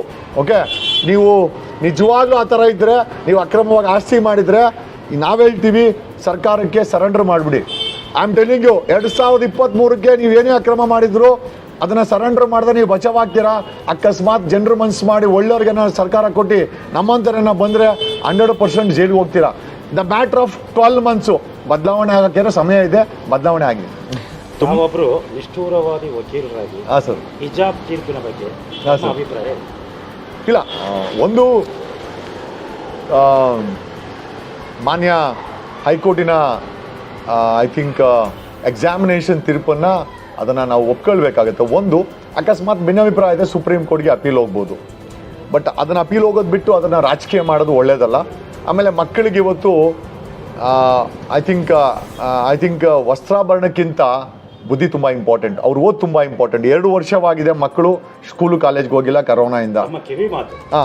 ದಯಮಾಡಿ ಈ ಒಂದು BJP ಏನಿದೆ, RSS ಏನಿದೆ, ಎಸ್ಪೆಷಲಿ RSS ಬೆಂಕಿ ಇಡೋ ಕೆಲಸ ಮಾಡ್ತಾ ಇದೆ. ಓಕೆ, ಅದು ಮಾಡ್ಕೊಂಡೇ ಬರ್ತಾ ಇದೆ. ಇವತ್ತು ಇತಿಹಾಸದಲ್ಲಿ RSS 2-3 ಸತಿ ಬ್ಯಾನ್ ಆಗಿದೆ. ಈ RSSದ ಪೊಲಿಟಿಕಲ್ ವಿಂಗೆ BJP. ಇವರುಗಳು ನಮ್ಮ ದೇಶವನ್ನು ಯಾವತ್ತೂ ಉಳಿಸಲ್ಲ ಅಂತ ಗೊತ್ತಾಗ್ಬಿಟ್ಟಿದೆ ನಮಗೆ. ದಯಮಾಡಿ ನಮ್ಮ ದೇಶದಲ್ಲಿ 20,000 ಉಪಜಾತಿಗಳು, 10,000 ಜಾತಿಗಳು, ಸುಮಾರು 3,000 ಧರ್ಮಗಳು, ಒಂದು 40,000 ಭಾಷೆಗಳು ಇದೆ. ಇಂಥ ಜಾಗದಲ್ಲಿ ದಯಮಾಡಿ ಧರ್ಮ ಸಂಘರ್ಷಕ್ಕೆ ಯಾರು ಇಳಿಬೇಡಿ. ಆಮೇಲೆ ಅವರೆಲ್ಲ ಮಾಡ್ತಾ ಇರೋದು 2023ರ ಎಲೆಕ್ಷನ್ನ ಆರಾಮಾಗಿ ಗೆಲ್ಲಕ್ಕೆ ನೀವು ದಾರಿ ಮಾಡಿಕೊಡ್ತಾ ಇದ್ದೀರಾ. ದಯಮಾಡಿ ನಿಮ್ಗೆ ಆ ಥರ ಒಪಿನಿಯನ್ಸ್ ಇದ್ದರೆ ಸೋಷಿಯಲ್ ಮೀಡಿಯಾದಲ್ಲಿ ಜಗಳ ಮಾಡೋಕ್ಕೆ ಹೋಗ್ಬೇಡಿ, ಸೈಕಲನ್ನು ಮಾಡೋಕ್ಕೆ ಹೋಗ್ಬೇಡಿ. ನಿಮಗೆ ಒಪಿನಿಯನ್ಸ್ ಇತ್ತು ಅಂದರೆ ಸುಪ್ರೀಂ ಕೋರ್ಟ್ ಇದೆ, ಸುಪ್ರೀಂ ಕೋರ್ಟ್ಗೆ ಹೋಗಿ, ಸಮಸ್ಯೆ ಏನಿಲ್ಲ. ನ್ಯಾಯಯುತವಾಗಿ ಅದನ್ನು ಮಂಡನೆ ಮಾಡುವಂಥ ವಕೀಲರನ್ನ ಆಯ್ಕೆ ಮಾಡ್ಕೊಳ್ಳಿ ಅಂತ ನಾನು ಹೇಳುತ್ತಾ, ಆಮೇಲೆ ಧರ್ಮಕ್ಕೆ ಒತ್ತು ಕೊಡೋದಕ್ಕಿಂತ ಜ್ಞಾನಕ್ಕೆ ಒತ್ತು ಕೊಡೋಣ. ಇವತ್ತು ಅರ್ಶನ್ ರೀತಿ ಜನ ಆಗೋದ ಬದಲು ಒಂದು ಒಳ್ಳೆ ಜ್ಞಾನಿ ಆಗೋದು. ನಮಗೆ ಬಾಬಾ ಸಾಹೇಬ್ ಅಂಬೇಡ್ಕರ್ ಬೇಕು, ನಮಗೆ ಬಸವಣ್ಣ ಬೇಕು, ನಮಗೆ ಬುದ್ಧ ಬೇಕು, ನಮಗೆ ಇನ್ಫ್ಯಾಕ್ಟು ನೋ ಪ್ರಾಬ್ಲಮ್, ನಮಗೆ ಮೈಸೂರು ಹುಲಿ ಅಂತಾರೆ, ಟಿಪ್ಪು ಸುಲ್ತಾನ್ ಬೇಕು, ಒಳ್ಳೆ ಆಡಳಿತಗಾರ ಬರಬೇಕು, ನೋ ಡೌಟ್ ಅಬೌಟ್ ಇಟ್ಟು. ಎಲ್ಲ ಧರ್ಮದಲ್ಲೂ ಒಳ್ಳೆ ಜನ ಇದ್ದಾರೆ, ಎಲ್ಲ ಧರ್ಮದಲ್ಲೂ ಒಳ್ಳೆ ವ್ಯಕ್ತಿಗಳಿದ್ದಾರೆ. ಆಯ್ಕೆ ನಮ್ಮದು. ಒಳ್ಳೆಯವ್ರನ್ನ ಆಯ್ಕೆ ಮಾಡ್ಕೊತಿರೋ, ಕೆಟ್ಟವ್ರನ್ನ ಆಯ್ಕೆ ಮಾಡ್ಕೊತಿರೋ. ಬುದ್ಧ ಮೆಟ್ಟಿದ ಈ ನಾಡಲ್ಲಿ, ಆಮೇಲೆ ಬಸವಣ್ಣವರ ಕಟ್ಟದ ಏಕ ಮಂಟಪದಲ್ಲಿ, ಕುವೆಂಪು ಅವರ ಕೂಗಿದ ವಿಶ್ವ ಮಾನವ ಸಂದೇಶದಲ್ಲಿ ನಾವೆಲ್ಲ ಏನು ಕಲ್ತಿದ್ದೀವಿ? ಹುಟ್ಟು ಗೊತ್ತಿಲ್ಲ, ಸಾವಂತೂ ಖಚಿತ. ಮೊನ್ನೆ ತಾನೇ ನಾವು ನಾಳೆ ಐ ಥಿಂಕ್ ಅಪ್ಪು ಅವರ ಬರ್ಡೇ, ಅವ್ರ ಸಾವು ನಮ್ಗೆ ಏನು ಸಂದೇಶ ಕೊಟ್ಟಿದೆ? ಇರೋವರೆಗೂ ಒಳ್ಳೇದನ್ನ ಮಾಡಿ. ಖಂಡಿತ ಸಮಾಜ ಅನ್ನೋದು ನಿಜವಾಗ್ಲೂ ನಮ್ಮ ಆಸ್ತಿ, ಅದು ನಮ್ಮ ಫ್ಯೂಚರು, ಅದು ನಮ್ಮ ಮಕ್ಕಳಿರ್ತಾರೆ. ದಯಮಾಡಿ ಸಮಾಜವನ್ನು ಶೋಷಣೆ ಮಾಡಬೇಡಿ ಧರ್ಮದ ಹೆಸರಲ್ಲಿ. ನಮಗೆ ನಮ್ಮ ಧರ್ಮ ಎಷ್ಟು ಇಂಪಾರ್ಟೆಂಟು, ಬೇರೆ ಧರ್ಮ ಇರೋದು ತುಂಬ ಇಂಪಾರ್ಟೆಂಟು. ಆಮೇಲೆ ಅವ್ರು ಯಾರು ನಮ್ಮ ಬೇರೆಯವರಲ್ಲ, ನಮ್ಮವರು. ಒಂದು ಜಪಾನ್ ಇಷ್ಟು ಪವರ್ಫುಲ್ ಆಗಿದೆ, ಒಂದು ಫ್ರಾನ್ಸ್ ಎಷ್ಟು ಪವರ್ಫುಲ್ ಆಗಿದೆ, ಒಂದು ಸಿಂಗಪುರ್ ಎಷ್ಟು ಪವರ್ಫುಲ್ ಆಗಿದೆ, ಒಂದು ನೆದರ್ಲ್ಯಾಂಡ್ ಎಷ್ಟು ಪವರ್ಫುಲ್ ಆಗಿದೆ, ಒಂದು ನಾರ್ವೆ ಎಷ್ಟು ಪವರ್ಫುಲ್ ಆಗಿದೆ, ಒಂದು ಯುರೋಪಿಯನ್ ಕಂಟ್ರೀಸ್ ಎಷ್ಟು ಪವರ್ಫುಲ್. ಸಣ್ಣ ದೇಶಗಳು ತುಂಬ ಪವರ್ಫುಲ್ ಆಗಿದೆ. ಯಾಕಂದರೆ ಅಲ್ಲಿನ ದೇಶದ ರಾಜಕಾರಣಿಗಳು ಧರ್ಮ, ಜಾತಿ, ಭಾಷೆ, ರೇಸ್ ಹೆಸರಲ್ಲಿ ಅಲ್ಲಿನ ಜನರನ್ನು ಡಿವೈಡ್ ಮಾಡಲ್ಲ. ಆದರೆ ಇಲ್ಲಿನ ಹೊಲಸು ರಾಜಕಾರಣಿಗಳಿಗೆ ಬೆಳಗ್ಗೆ ಎದ್ದರೆ ಅವರ ಮಕ್ಕಳನ್ನು ಫಾರಿನ್ಗೆ, ಇಂಟರ್ನ್ಯಾಷನಲ್ ಸ್ಕೂಲ್ಗೆ, ಸಾಯಂಕಾಲ ಎಣ್ಣೆ ಹೊಡಿಯೋಕ್ಕೆ UB-City ಕಳಿಸ್ತಾರೆ. ಆದರೆ ಬಡವರ ಮಕ್ಕಳನ್ನು ಅರ್ಶನ ರೀತಿಯಲ್ಲಿ ಬೀದಿನಲ್ಲಿ ಓಕ್ಲಿ ಆಡಿ ಅವರ ಜೀವನವನ್ನು ಕೊನೆ ಮಾಡ್ತಾರೆ. ನಿಮ್ಮ ಒಟ್ಟಾರೆ ಅಭಿಪ್ರಾಯ, ಧರ್ಮನ ಪಕ್ಕಕ್ಕಿಡಿ, ಶಿಕ್ಷಣಕ್ಕೆ ಆದ್ಯತೆ ಕೊಡಿ ಅಂತ 100%. ನಮ್ಮ ಹೆಣ್ಮಕ್ಳಿಗೆ ಬೇಕಾಗಿರೋದು ಶಿಕ್ಷಣ. ತಾವು ಹೇಳ್ಬಿಟ್ರೆ ನಮ್ಮ ಹೆಣ್ಮಕ್ಳಿಗೆ ಉಡುಗೆಗಿಂತ ಜ್ಞಾನ ಬೇಕಾಗಿದೆ. ಆ ಜ್ಞಾನ ಸಿಗೋದು ಬುಕ್ಕಿಂದ, ಆ ಜ್ಞಾನ ಸಿಗೋದು ಕಾಲೇಜಿಂದ, ಆ ಜ್ಞಾನ ಸಿಗೋದು ನಮಗೆ ನಮ್ಮ ಸ್ಕೂಲಿಂದ. ಆ ಸ್ಕೂಲು, ಶಾಲೆ, ಕಾಲೇಜು ತುಂಬ ಇಂಪಾರ್ಟೆಂಟು. ಡ್ರೆಸ್ ಅಲ್ಲ ನಮಗೆ, ನಿಜವಾಗ್ಲೂ ಹೇಳ್ತೀನಿ. ಅಕಸ್ಮಾತು ನಿಮಗೆ ಅದೇ ರೀತಿ ತಕರಾಲಿದ್ರೆ ಕಾನೂನಿದೆ, ಆಮೇಲೆ ಡಬಲ್ ಬೆಂಚ್ ಇದೆ, ಸುಪ್ರೀಂ ಕೋರ್ಟ್ಗೆ ಹೋಗೋಣ. ಈಗ ಹೋರಾಟ ಅನ್ನೋದು ಅನ್ನಕ್ಕೋಸ್ಕರ ರೈತರು ಹೋರಾಟಕ್ಕೆ ಹೇಳಿದ್ರು, 1 ವರ್ಷ ಆಯ್ತು ಹೋರಾಟ, ರಿಸಲ್ಟ್ ಬರ್ಲಿಕ್ಕೆ 1 ವರ್ಷ ಆಯ್ತು. ನಮ್ಮ ಸ್ವತಂತ್ರ ಹೋರಾಟ 360 ವರ್ಷಗಳ ಹೋರಾಟ, 1-2 ವರ್ಷದಲ್ಲಿ ನಮಗೆ ಸಿಕ್ಕಿಲ್ಲ ಸ್ವತಂತ್ರ. ಸಾಕಷ್ಟು ಬಲಿಯ ದನ ಆಯಿತು. ನಮ್ಗೆ ಇವತ್ತು ಪಿಟಿಷನ್ ಹಾಕಿ ನಾಳೆ ರಿಸಲ್ಟ್ ಬೇಕು, ಇಲ್ಲ ಅಂದ್ರೆ ನಾನು ಸ್ಟ್ರೈಕ್ ಮಾಡ್ತೀನಿ ಅಂತಂದರೆ ಮೋಸ್ಟ್ಲಿ ಡೆಮೋಕ್ರಸಿಗೆ ನಾವು ಮರ್ಯಾದೆ ಕೊಡ್ತಾ ಇಲ್ಲ ಅಂತ ಆಯಿತು. ಆಮೇಲೆ ಅದೇನು ಹೇಳ್ತಾರ, ಡಾಕ್ಟ್ರಿಗೆ ಬೇಕಾಗಿದ್ದು ರೋಗಿಗೆ ಬೇಕಾಗಿದ್ದು ಹಾಲುವನ್ನ ಡಾಕ್ಟರ್ ಕೊಟ್ಟಿದ್ದು ಹಾಲುವನ್ನ. ಬಿಜೆಪಿಯವ್ರಿಗೂ RSSಗೆ ಬೇಕಾಗಿರೋದು ಕೋಮುವಾದ, ಅದನ್ನ ಇವರು ಅದೇ ರೀತಿಯಲ್ಲಿ ಹೋದಾಗ ಸಮಾಜ ದಿಕ್ಕು ತಪ್ಪುತ್ತೆ. ನಮಗೆ ಎಷ್ಟೋ ಜನಕ್ಕೆ ಕೆಲಸ ಇರಲಿಲ್ಲ, ನಮಗೂ ಕೆಲಸ ಇರಲಿಲ್ಲ, 2 ವರ್ಷ ಆರ್ಥಿಕವಾಗಿ ಕುಗ್ಗೋಗಿದ್ದೀವಿ. ಉತ್ತರ ಕರ್ನಾಟಕದ ನೆರೆ ಪರಿಹಾರ ಕೊಟ್ಟಿಲ್ಲ, 4 ವರ್ಷ ಆಯಿತು. ಸುಮಾರು 40,000 ರೈತರು ನೇಣಾಕೊಂಡಿದ್ದಾರೆ, ಸತ್ತೋಗಿದ್ದಾರೆ, ಸೂಸೈಡ್ ಮಾಡ್ಕೊಂಡಿದ್ದಾರೆ. ಎಷ್ಟೋ ಜನ ವ್ಯಾಪಾರಿಗಳು ದೇಶ ಬಿಟ್ಟು ಓಡೋಗಿದ್ದಾರೆ. ಎಷ್ಟೋ ಜನರ ಮನೆ ಮುಂದೆ ಬೆಳಗ್ಗೆ ಹೊತ್ತು EMI ಕಟ್ಟಕ್ಕಾಗದೆ ಜನ ಬಂದು ಗಲಾಟೆ ಮಾಡ್ತಾರೆ, ರಿಕವರಿ ಅವ್ರು ಬರ್ತಾರೆ. ಎಷ್ಟೋ ಜನ ಮನೆಗಳನ್ನು ಸೀಸ್ ಮಾಡ್ಕೊಂಡಂಥ ಬ್ಯಾಂಕ್ಗಳು ಬೀದಿ ಪಾಲಾಗಿದ್ದಾರೆ. ಎಷ್ಟೋ ಜನ ಮಕ್ಕಳಿಗೆ ಒಳ್ಳೊಳ್ಳೆ ಸ್ಕೂಲಲ್ಲಿ ಓದ್ತಾ ಇದ್ರು, ಇವತ್ತು ಅವ್ರ ಅಪ್ಪ ಅಮ್ಮನಿಗೆ ಕೆಲಸ ಇಲ್ದಿರ ಬೀದಿ ಪಾಲಾಗಿದ್ದಾರೆ. ಎಷ್ಟೋ ಜನಕ್ಕೆ ಒಂದೊತ್ತು ಊಟ ಇಲ್ಲ. ನಮ್ಮ ಪ್ರಶ್ನೆ ಏನಪ್ಪ ಅಂತಂದರೆ, ನಾವು ಯಾವತ್ತು ಬದಲಾವಣೆ ಆಗ್ತೀವಿ, ನಾವು ಏನಕ್ಕೆ ಹೋರಾಟ ಮಾಡಬೇಕಾಗುತ್ತೆ ಅನ್ನೋದು ನಾವು ತಿಳ್ಕೊಳ್ಬೇಕಾಗಿದೆ. ದಯಮಾಡಿ ಒಂದಂತ ಹೇಳ್ತೀನಿ, RSS ಆ್ಯಂಡ್ BJP ಇವ್ರು ಯಾರೂ ಕೂಡ ನಮ್ಮನ್ನು ನೆಮ್ಮದಿಯಾಗಿ ಬಿಡೋಕ್ಕಲ್ಲ. ನನ್ನ ಪರ್ಪಸ್ಸಾಗಿ ಹೇಳ್ತೀನಿ, ಇದಕ್ಕೆ ನಮ್ಮ ಹತ್ರ ದಾಖಲೆ ಸಹ ಇದೆ, ಕೇಳಿ ನಾನು ಕೊಡ್ತೀನಿ ಅವ್ರಿಗೆ. ದಯಮಾಡಿ ಅವ್ರು ತೋಡೋವಂಥ ಹಳ್ಳದಲ್ಲಿ ಅನ್ಯ ಧರ್ಮದವರು ಬೀಳಬೇಡಿ. ಅವ್ರು ತೋಡ್ತಾರೆ, ನೀವು ಬೀಳ್ತೀರಾ, ಅವ್ರು ನಿಮ್ಮ ಮನಕ್ಕೆ ಮುಚ್ತಾರೆ. CNRC ಆಗಿರ್ಬೋದು, ಅವ್ರು ತಗೊಂಬಂದ GST ಲೂಟಿ ಇರ್ಬೋದು. It is I think customised loot. GST ಅನ್ನೋದು ಮಧ್ಯಮ ವ್ಯಾಪಾರಿಗಳನ್ನು ತುಳಿದು ನಾಶ ಮಾಡಲಿಕ್ಕೆ ತಂದಂಥ ಒಂದು ಸ್ಕೀಮು. ಆಮೇಲೆ ನೋಟು ಬದಲಾವಣೆ, ಇಡೀ ಭಾರತದ ಬೇಳೆ ಡಬ್ಬ, ಉಪ್ಪಿನ ಡಬ್ಬ, ಖಾರದ ಪುಡಿ ಡಬ್ಬಗಳಲ್ಲಿದ್ದಂಥ ದುಡ್ಡನ್ನು ಸಹ ಬಿಟ್ಟಿಲ್ಲ ಈ ಲೂಟಿಕೋರರು. That is a scheme what they bought it. ಇವ್ರು ತರ್ತಾರ ಪ್ರತಿಯೊಂದು ಸ್ಕೀಮು ದೇಶವನ್ನು ನಾಶ ಮಾಡಲಿಕ್ಕೆ, ದೇಶದ ಆಸ್ತಿಗಳನ್ನು ಮಾರಾಟ ಮಾಡಲಿಕ್ಕೆ, ಇವರ ಒಂದು ವ್ಯವಸ್ಥೆಯನ್ನು ಬದಲಾಯಿಸ್ಕೊಳ್ಲಿಕ್ಕೆ. ಒಂದೆಷ್ಟೇ ಮಾಡಿ 70 ವರ್ಷದಲ್ಲಿ ಅನ್ಯ ಪಕ್ಷಗಳು ಎಷ್ಟು ಕಟ್ತೋ ಇಲ್ಲೋ ಗೊತ್ತಿಲ್ಲ. ಇವ್ರು ಬಂದ ಮೇಲೆ ನಿಜವಾಗ್ಲೂ ಶಾಲಾ ಕಾಲೇಜುಗಳು ಕಟ್ಟಿದಾರಾ ತೋರ್ಸಕ್ಕೇಳಿ. ಇವ್ರು ಕಟ್ಟಿರೋದು ಬಾತ್ರೂಮು, ಹೌದು, ಅದಕ್ಕೂ ಕೂಡ ಊಟ ಕೊಡಲ್ಲ ಇವರು. ಮೊನ್ನೆ ನೋಡಿ, ನಮ್ಮ ಬ್ಯಾಂಕ್ಗಳಲ್ಲಿ ಆರ್ಥಿಕವಾಗಿ ಕುಗ್ಗೋಗಿದೆ, ಬ್ಯಾಂಕ್ಗಳು ಅರಾಜಕತೆಗೆ ಬಂದಿದೆ. ಕೊನೆ ಪಕ್ಷ ನಮ್ಮ ಫುಡ್ ಕಾರ್ಪೊರೇಷನ್ ಆಫ್ ಇಂಡಿಯಾದಲ್ಲಿ ಒಂದಷ್ಟು ಊಟ ಸ್ಟಾಕ್ ಇದೆ, ಅದನ್ನು ಸಹ ಬಿಡ್ತಾ ಇಲ್ಲ. ಭಾರತದಲ್ಲಿ ಮುಸಲ್ಮಾನರು ಕಂಡ್ರೆ ಟೆರರಿಸ್ಟ್ ಅಂತ ಹೇಳೋವಂಥ ಕೆಲವು ರಾಜಕಾರಣಿಗಳು, ಕೆಲವು ರಾಜಕೀಯ ಪಕ್ಷಗಳು ಅಫ್ಘಾನಿಸ್ತಾನ ಇರುವಂಥ ಆ ಒಂದು ತಾಲಿಬಾನ್ಗಳಿಗೆ 50,000 ಮೆಟ್ರಿಕ್ ಟನ್ ಗೋಧಿಯನ್ನು ನಮ್ಮ ದೇಶದಲ್ಲಿ ಒಂದು ವಾರಕ್ಕೆ ಮುಂಚೆ ರವಾನೆ ಮಾಡಿದಂಥ ಮೋದಿ ಸರ್ಕಾರ ನಮ್ಮ ದೇಶದಲ್ಲಿರೋ ಮುಸಲ್ಮಾನನ ಟೆರರಿಸ್ಟ್ ಅಂತಾರೆ. ಅದೇ ತಾಲಿಬಾನ್ಗಳಿಗೆ 50,000 ಮೆಟ್ರಿಕ್ ಟನ್ ಗೋಧಿ ಫುಡ್ ಕಾರ್ಪೊರೇಷನ್ ಆಫ್ ಇಂಡಿಯಾದಲ್ಲಿ ಸ್ಟಾಕ್ ಇತ್ತು. ನಮ್ಮ ದೇಶದ ಜನರಿಗೆ ಉಚಿತ ಕೊಡಲ್ಲ. ತಾಲಿಬಾನ್ಗಳಿಗೆ ಅಫ್ಘಾನಿಸ್ತಾನ್ ಸರ್ಕಾರಕ್ಕೆ 50,000 ಮೆಟ್ರಿಕ್ ಟನ್ ಗೋಧಿಯನ್ನು ಉಚಿತವಾಗಿ ರವಾನೆ ಮಾಡೋದ್ರಲ್ಲಿ ಇಂದಿನ ಸರ್ಕಾರ. ಅಂದರೆ ಹೊರಗಡೆ ಇರುವಂಥ ತಾಲಿಬಾನ್ಗಳಿಗೆ, ಮುಸಲ್ಮಾನರುಗಳಿಗೆ ಊಟ ಕೊಟ್ಟು ಅವ್ರನ್ನ ಬೆಳೆಸುವಂಥ ಸರ್ಕಾರ. ಅದೇ ನಮ್ಮ ದೇಶದಲ್ಲಿರುವಂಥ ಮುಸಲ್ಮಾನರಿಗೆ ಟೆರರಿಸ್ಟ್ಗಳು, ಆಯಿತಾ, ಲೂಟಿಕೋರರು, ಆಮೇಲೆ ನಮ್ಮ ದೇಶದ ದ್ರೋಹಿಗಳು ಅಂತ ಅವ್ರಿಗೆ ಪಟ್ಟ ಕಡುವಂಥ ಸರ್ಕಾರ, ರಾಜಕಾರಣಿಗಳು ಐ ಥಿಂಕ್ ಬದಲಾವಣೆ ಆಗಬೇಕು ಅಂತ ನಾನು ಕೇಳ್ಕೊತೀನಿ. ಸರ್, ಇಷ್ಟೊತ್ತು ತಾವು ಮಾತಾಡಿ. ಕೊನೆಯದಾಗಿ, ಹಾಂ ಸರ್, ತಾವು ವಕೀಲರು ಮಾತ್ರ ಅಲ್ಲ, ಮತ್ತು ನಿಮ್ಮ ಮೇಲೆ ಆರೋಪ ಇರೋದು IAS ಆಫೀಸರ್ ಮತ್ತು IPS ಆಫೀಸರ್ನ ಭ್ರಷ್ಟಾಚಾರದ ಬೆನ್ನಟ್ಟ ಅನ್ನೋದು ಮಾತ್ರ ಸೀಮಿತ ಆಗಿದೆ. ಆದರೆ ತಮ್ಮ ಮಾತುಗಳನ್ನ ಗಮನಿಸಿದಾಗ ನಮಗನ್ಸುತ್ತೆ, ನಮಗೆ ರಾಜ್ಯದ ಸಮಸ್ಯೆ ಮತ್ತು ಅಭಿವೃದ್ಧಿಯ ಕಡೆಯೂ ಗಮನ ಇದೆ ಅಂತ ಅನಿಸುತ್ತೆ. ಇದು ನಿಮ್ಮ ಪಕ್ಷ ಏನಾದರೂ ಬಂತು ಅಂತ ಹೇಳಿದ್ರೆ, ನೀವು ಏನು ಯೋಚನೆ ಮಾಡಿದ್ದೀರಿ ಅದೆಲ್ಲ ಅಭಿವೃದ್ಧಿ ಆಗುತ್ತೆ ಅನ್ಕೊಬೋದಾ ನಾವೆಲ್ಲ? Just 5 years the face of Karnataka change ಆಗುತ್ತೆ. ಜನರು ನಾನು ಇದೆಲ್ಲ ಸೌಕರ್ಯಗಳು ಬೇರೆ ವಿಚಾರ, ಜನರ ಮುಖದಲ್ಲಿ ಸ್ಮೈಲ್ ಇಲ್ಲ. ಖಂಡಿತ. ನಮ್ಮ ಡೆಲ್ಲಿ ಕರಿಕ್ಯುಲಮಲ್ಲಿ ಹ್ಯಾಪಿನೆಸ್ ಕರಿಕ್ಯುಲಮ್ ಅಂತ ಮಾಡಿದ್ದೀವಿ. ಅಂದರೆ ಮಕ್ಕಳು ನಗಬೇಕು, ಶಾಲೆಗೆ ಹೋಗೋ ಮಕ್ಕಳು ನಗಬೇಕು, ಕಾಲೇಜ್ಗೆ ಹೋಗೋ ಮಕ್ಕಳು ನಗಬೇಕು. ಕರಿಕ್ಯುಲಮ್ ನಾವು ಮಾಡಿದ್ದೀವಿ. ಫಸ್ಟ್ ಟೈಮ್ ಡೆಲ್ಲಿನಲ್ಲಿ, ಇಂಡಿಯಾದಲ್ಲಿ ಫಸ್ಟ್ ಟೈಮ್ ಸ್ಪೋರ್ಟ್ಸ್ ಯೂನಿವರ್ಸಿಟಿ ಮಾಡಿದ್ದೀವಿ. ಅಲ್ಲಿ ನಿಮಗೆ ಪಾಠ ಹೇಳ್ಕೊಡಲ್ಲ. ನೀವು ಬಾಸ್ಕೆಟ್ಬಾಲ್ ಆಡಿಕೊಂಡು ಡಿಗ್ರಿ ಮಾಡ್ಕೊಳ್ಬೋದು, ನೀವು ಕ್ರಿಕೆಟ್ ಆಡಿಕೊಂಡು ಡಿಗ್ರಿ ಮಾಡ್ಕೊಳ್ಬೋದು. ಏನಕ್ಕೆ ಅಂದರೆ ಸ್ಪೋರ್ಟ್ಸ್ಗೆ ಉತ್ತೇಜನ ಕೊಡಲಿಕ್ಕೆ ನಮ್ಮ ಆಮ್ ಆದ್ಮಿ ಸರ್ಕಾರ ಅಲ್ಲಿ ಮಾಡಿದೆ. ಸೊ ಅಲ್ಟಿಮೇಟಾಗಿ ಏನು ಅಂತಂದರೆ, ಅಕಸ್ಮಾತ್ 2023ಕ್ಕೆ ಕರ್ನಾಟಕದ ಕನ್ನಡಿಗರು ಮನಸ್ಸು ಮಾಡಿ ನಮ್ಮಂಥವ್ರ ಕೈಗೆ ಏನಾದರೂ ಒಂದು ಸಣ್ಣ ಜವಾಬ್ದಾರಿ ಕೊಟ್ಟರೆ we will ensure next time ನೀವು ಬೇರೆ ಯಾರಿಗೂ ಓಟ್ ಹಾಕ್ಬಾರ್ದು, ಹಂಗೆ ನಾವು ನೋಡ್ಕೊತೀವಿ ಅಂತ ಹೇಳ್ತಾರೆ. ನಿಮಗೆ ಹೋಮ್ ಮಿನಿಸ್ಟರ್ ಕೊಡಬೇಕು ಅಂತ ಅನ್ಸುತ್ತೆ. ಅಲ್ಲ, ಹೋಮ್ ಮಿನಿಸ್ಟರ್ನ ಕೊಟ್ಟರೆ ಎಂಟರ್ IPSನ ಕಾರ್ಯಪ್ಪ ಗ್ರೌಂಡಲ್ಲಿ ಏನೋ ಅವ್ರನ್ನ ಕರ್ಕೊಂಬಂದು ನಾನೇ ಬೆಳಗ್ಗೆ ಅವ್ರ ಜೊತೆ ವಾಕಿಂಗ್ ಹೋಗ್ಬಿಡ್ತೀನಿ, ನಾನೇ ಜಾಗಿಂಗ್ ಹೊಟ್ಟೋಗ್ಬಿಡ್ತೀನಿ ಅವ್ರಿಗಿರೋ ಹೊಟ್ಟೆ ಎಲ್ಲ ಕಲಿಸೋವರೆಗೂ ನಾವು ಬಿಡಲ್ಲ. ಅಲ್ಲ, in fact that is what we are plan ಅಂದರೆ ಎಲ್ಲೋ ಒಂದು ಕಡೆ ರಾಜನ್ಗೆ ಸೇನಾಧಿಪತಿ ತುಂಬ ಇಂಪಾರ್ಟೆಂಟು. ನಾನು 21 ವರ್ಷದಲ್ಲಿ ನನಗೆ ಪೊಲೀಸ್ ಅಂದರೆ ತುಂಬ ಇಷ್ಟ. I am playing with police minds. Psychologically ನಾನು ಆಟ ಆಡ್ತಾ ಇದ್ದೀನಿ ನಾನು ಅವ್ರ ಜೊತೆ. ನನಗೆ ಅವ್ರು ನೋಡಿ, ಯಾಕಂದರೆ 21 ವರ್ಷದಲ್ಲಿ ನನ್ನ ಒಂದು ಸೈಕಾಲಜಿ ನಾನು MA ಸೈಕಾಲಜಿ ನಾನು ಓದಿದ್ದೀನಿ. ನಾನು ಪೊಲೀಸ್ ಮೈಂಡನ್ನು ಕಂಟ್ರೋಲ್ ಮಾಡಬೇಕಂತ ನಾನು 21 ವರ್ಷದ ಸಾಧನೆ ಇದು. ನಾನು ಪೊಲಿಟಿಷಿಯನ್ ಕಂಟ್ರೋಲ್ ಮಾಡ್ಬೇಕಂತಲ್ಲ, ಪೊಲೀಸ್ ಕಂಟ್ರೋಲ್ ಮಾಡ್ಬೇಕು. ಕಾರಣ ಏನು ಅಂತಂದರೆ ಈ ರಾಜಕಾರಣಿಗಳು ಹಿಡಿಯೋದೇ ಪೊಲೀಸವ್ರನ್ನ. ಈ ಪೊಲೀಸನ್ನು ಲಾಕ್ ಮಾಡಿಬಿಟ್ರೆ ಇಡೀ ವ್ಯವಸ್ಥೆ ಲಾಕ್ ಆಯಿತು. ಸೊ ನನ್ನ ಒಂದು ಐ ಥಿಂಕ್ ರಿಸರ್ಚ್ ಏನಿದೆ, it was on police minds. ಎಷ್ಟೋ ಜನ ಕೇಳ್ತಾರೆ, ಸರ್ ಕಮಿಷನರ್ನ ಒಗೆಯ ಅಂತ್ಯ, ಬಟ್ಟೆ ಬಿಸ್ತೀನಿ ಅಂತ್ಯ. I am playing psychologically with that minds. ಅದಕ್ಕೆ ಅವನು ಕೂಡ ಒಬ್ಬ ಮನುಷ್ಯ. ಹಾಗಾಗಿ it was only to control them.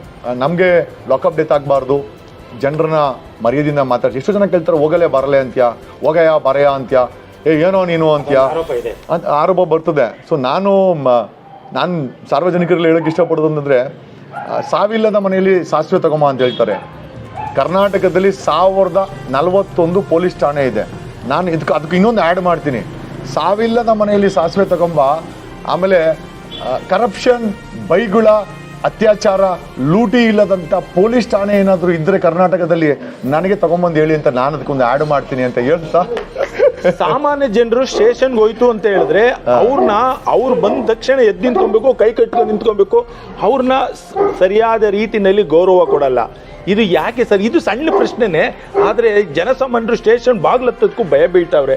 ನಿಮ್ಮ ಮುಖಾಂತರ ಅವ್ರಿಗೆ ಏನಾದ್ರು ಹೇಳಕ್ಕಾದ್ರೆ 2023ಗೆ ನಿಮ್ಗೆ ಒಳ್ಳೆ ಚಾನ್ಸ್ ಇದೆ. ನೀವು ಮಾಡಬೇಕಾದ್ರೆ ಏನೂ ಅಲ್ಲ, ಬೆಟ್ಟ ಹತ್ತಬೇಕಾಗಿಲ್ಲ ಅಥವಾ ನದಿನ ತಿರುಗಿಸ್ಬೇಕಾಗಿಲ್ಲ. ನೀವು ಒತ್ತಬೇಕಾದ್ರೆ ಒಂದು ಸಣ್ಣ ಬಟನ್ ನಿಮಗೆ ಸ್ಟೇಷನ್ನಲ್ಲಿ, DCP ಆಫೀಸಲ್ಲಿ, ತಹಸೀಲ್ದಾರ್ ಆಫೀಸಲ್ಲಿ, DC ಆಫೀಸಲ್ಲಿ, ಜಿಲ್ಲಾಧಿಕಾರಿ ಆಫೀಸಲ್ಲಿ, ಲಾಸ್ಟ್ CM ಆಫೀಸಲ್ಲೂ ಸಹ ನಿಮ್ಮನ್ನು ಅತಿ ಗೌರವದಿಂದ ರಾಜ ಮರ್ಯಾದೆ ಕೊಟ್ಟು ಕುಡಿಸೋವಂಥ ಸರ್ಕಾರ ಬೇಕು ಅಂತಂದ್ರೆ ನೀವು ಮಾಡಬೇಕಾದ್ರೆ ಒಂದೇ ಒಂದು ಕೆಲಸ, ನೀವು ದಾನ ಕೊಡಬೇಕಲ್ಲ, ಧರ್ಮ ಕೊಡಬೇಕಾಗಿಲ್ಲ, ಬೆಟ್ಟನ ಅಗಿಬೇಕಾಗಿಲ್ಲ.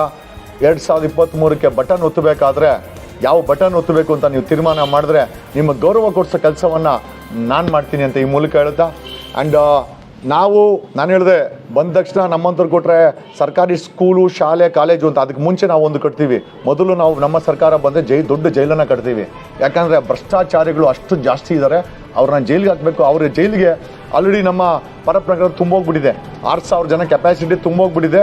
ಮೊದಲನೇದಾಗಿ ಜಿಲ್ಲೆನಲ್ಲೂ ದೊಡ್ಡ ಜೈಲುಗಳನ್ನ ಕಟ್ತೀವಿ.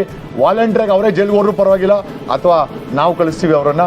ಮೊದಲು ಶುಚಿತ್ವ ಮಾಡಿ ತದನಂತರ ಅಭಿವೃದ್ಧಿ ಮಾಡ್ತೀವಿ ಅಂತ ಹೇಳುತ್ತಾ, ಐ ಆಮ್ ಶ್ಯೂರ್ 12 ತಿಂಗಳು ಹಂಗಿಂಗೆ ಬಂದ್ಬಿಡ್ತದೆ.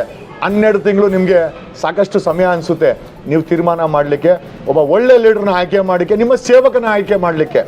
ಆಮೇಲೆ ದಟ್ಸ್ ಮೋಸ್ಟ್ ಇಂಪಾರ್ಟೆಂಟು. ಆಮೇಲೆ ನನಗೆ ಇನ್ನೊಂದು ಆಸೆ ಇದೆ, ವಿಧಾನಸೌಧಕ್ಕೆ ಫಾರ್ಚುನರ್ ಹೋಗ್ತಾರೆ, ಬೆಂಜಲ್ಲಿ ಹೋಗ್ತಾರೆ, ಸರ್ಕಾರಿ ಗಾಡೀಲಿ ಹೋಗ್ತಾರೆ. ನನಗೆ ಒಬ್ಬ MLA ಆದನೋ, ಮಿನಿಸ್ಟರ್ ಆದನೋ ಸರ್ಕಾರಿ ವಾಹನದಲ್ಲಿ ಹೋಗಬೇಕು ಅಂತ ತುಂಬ ಆಸೆ ಇದೆ. ಯಾಕೆ ಅಂತಂದರೆ, ಒಬ್ಬ MLA ಆದನೋ, ಮಿನಿಸ್ಟರ್ ಆದನೋ ಬಸ್ಸಲ್ಲಿ ಹೋದರೆ ಸಾರ್ವಜನಿಕರ ಸಂಪರ್ಕಕ್ಕೆ ಬರ್ತಾನೆ ಅವನು, ಅವ್ರ ಕಷ್ಟ ಅರ್ಥ ಆಗುತ್ತೆ. ಅಕಸ್ಮಾತ್ ಅವ್ನು ಮಾರ್ಕೆಟ್ಗೆ ಹೋದ್ರೆ ತರಕಾರಿ ತರಕ್ಕೆ ಎಂಡ್ರ ಜೊತೆ ಒಬ್ಬ MLA, ಮಿನಿಸ್ಟ್ರು, ಅಲ್ಲಿ ಜನ ಸಿಗ್ತಾರೆ, ಅಲ್ಲಿ ಏನು ಸಮಸ್ಯೆ ಇದೆ ಅರ್ಥ ಆಗುತ್ತೆ. ನಮಗೊಂದು ಇಷ್ಟ ಇದೆ ಸಾರ್, ನಾವೇನಾದರೂ ಈ MLAಗಳಂತ ಏನಾದರೂ ಗೆದ್ದು ವಿಧಾನಸೌಧಕ್ಕೆ ಬಂದರೆ ನಾವು ಸಾಮಾನ್ಯವಾಗಿ ಜನರ ಜೊತೆ ಇರೋಕ್ಕೆ ಇಷ್ಟಪಡ್ತೀವಿ. ಆಮೇಲೆ ಎಲ್ಲದಕ್ಕಿಂತ ಹೆಚ್ಚಾಗಿ no VIP treatment, no red lamps. ಯಾವುದೇ ಕಾರ್ ಮೇಲೆ ರೆಡ್ ಲ್ಯಾಂಪ್ಸ್ ಇರಬಾರ್ದು. ಯಾವುದೇ MLAಗೆ ಸಲ್ಯೂಟ್ ಹೊಡಿಯೋಂಗಿಲ್ಲ. ಸಾಮಾನ್ಯವಾಗಿ ಯಡಿಯೂರಪ್ಪ 10 ಜನ ಸಲ್ಯೂಟ್ ಹೊಡಿತಾರೆ, ನೋ ಸಲ್ಯೂಟ್ಸ್. ಅವನೇ ಸೇವಕ, ಅವನಿಗೆ ಯಾವ ಸಲ್ಯೂಟು? ಆಮೇಲೆ ಪ್ರತಿಯೊಬ್ಬರು ಸಹ ಪಬ್ಲಿಕ್ ಸರ್ವೆಂಟ್ಸ್ ಅಂತ ತಮ್ಮ ವಸ್ತ್ರದ ಮೇಲೆ ಸಾರ್ವಜನಿಕ ಸೇವಕ ಅಂತ ಬೋರ್ಡ್ ಹಾಕೊಳ್ಬೇಕು, ಅವ್ರ ಹೆಸರನ್ನು ಹಾಕಬೇಕು. ಹೆಸರು ಕೆರಡೆ ಸಾರ್ವಜನಿಕ ಸೇವಕ ಅಂತ ಕಂಪಲ್ಸರಿ ಹಾಕಬೇಕು. ಯಾಕಂದರೆ ಜನರಿಗೆ ಮನಸ್ಥಿತಿಗೆ ಬರಬೇಕು ಅವನೊಬ್ಬ ಸೇವಕ ಅಂತ. ಈ ಒಂದು ಬದಲಾವಣೆಗಳನ್ನ ಅತಿ ಹೆಚ್ಚಿನಲ್ಲಿ ಅಫ್ಕೋರ್ಸ್ ಏನಾದರೂ ಜನರು ಮನಸ್ಸು ಮಾಡಿದ್ರೆ ಮಾಡಬೇಕು ಅಂತ ಇದ್ದೀವಿ. ನೋಡೋಣ, ಒಂದು ಕನಸಿದೆ, ಅದನ್ನು ನನಸು ಮಾಡೋದು ನಮ್ಮ ಅಭಿಮಾನಿ ದೇವರುಗಳು ಅಥವಾ ನಮ್ಮ ವೋಟರ್ಸ್ ಮೇಲೆ ಡಿಪೆಂಡ್ ಆಗುತ್ತೆ. ಅವ್ರಿಗೆ ನನ್ನ ಕನಸನ್ನು ತೋರಿಸ್ತಾ ಇದ್ದೀನಿ, ಅವರು ಕನಸನ್ನ ನನ್ಸು ಮಾಡೋದು ಅವ್ರ ಕೆಲಸ ಇದೆ. ಏನು thanks lot. Thank you sir. ಇಷ್ಟೊತ್ತು ನಮಗೆ ಸಿಟಿ ನ್ಯೂಸ್ ಚಾನೆಲ್ಗೆ ಸಂದರ್ಶನ ಕೊಟ್ಟಿದ್ದಕ್ಕೆ ತುಂಬ ಹೃದಯದ ಧನ್ಯವಾದಗಳು ಸರ್. Thank you sir. ಹುಮ್ಮಸ್ಸು, ತಮ್ಮ ಆತ್ಮಸ್ಥೈರ್ಯ ಹೀಗೆ ಮುಂದುವರಿಲಿ. ಇಲ್ಲ ಚೇಂಜ್ ಏನಾಗಲ್ಲ ಸರ್ ನಾನು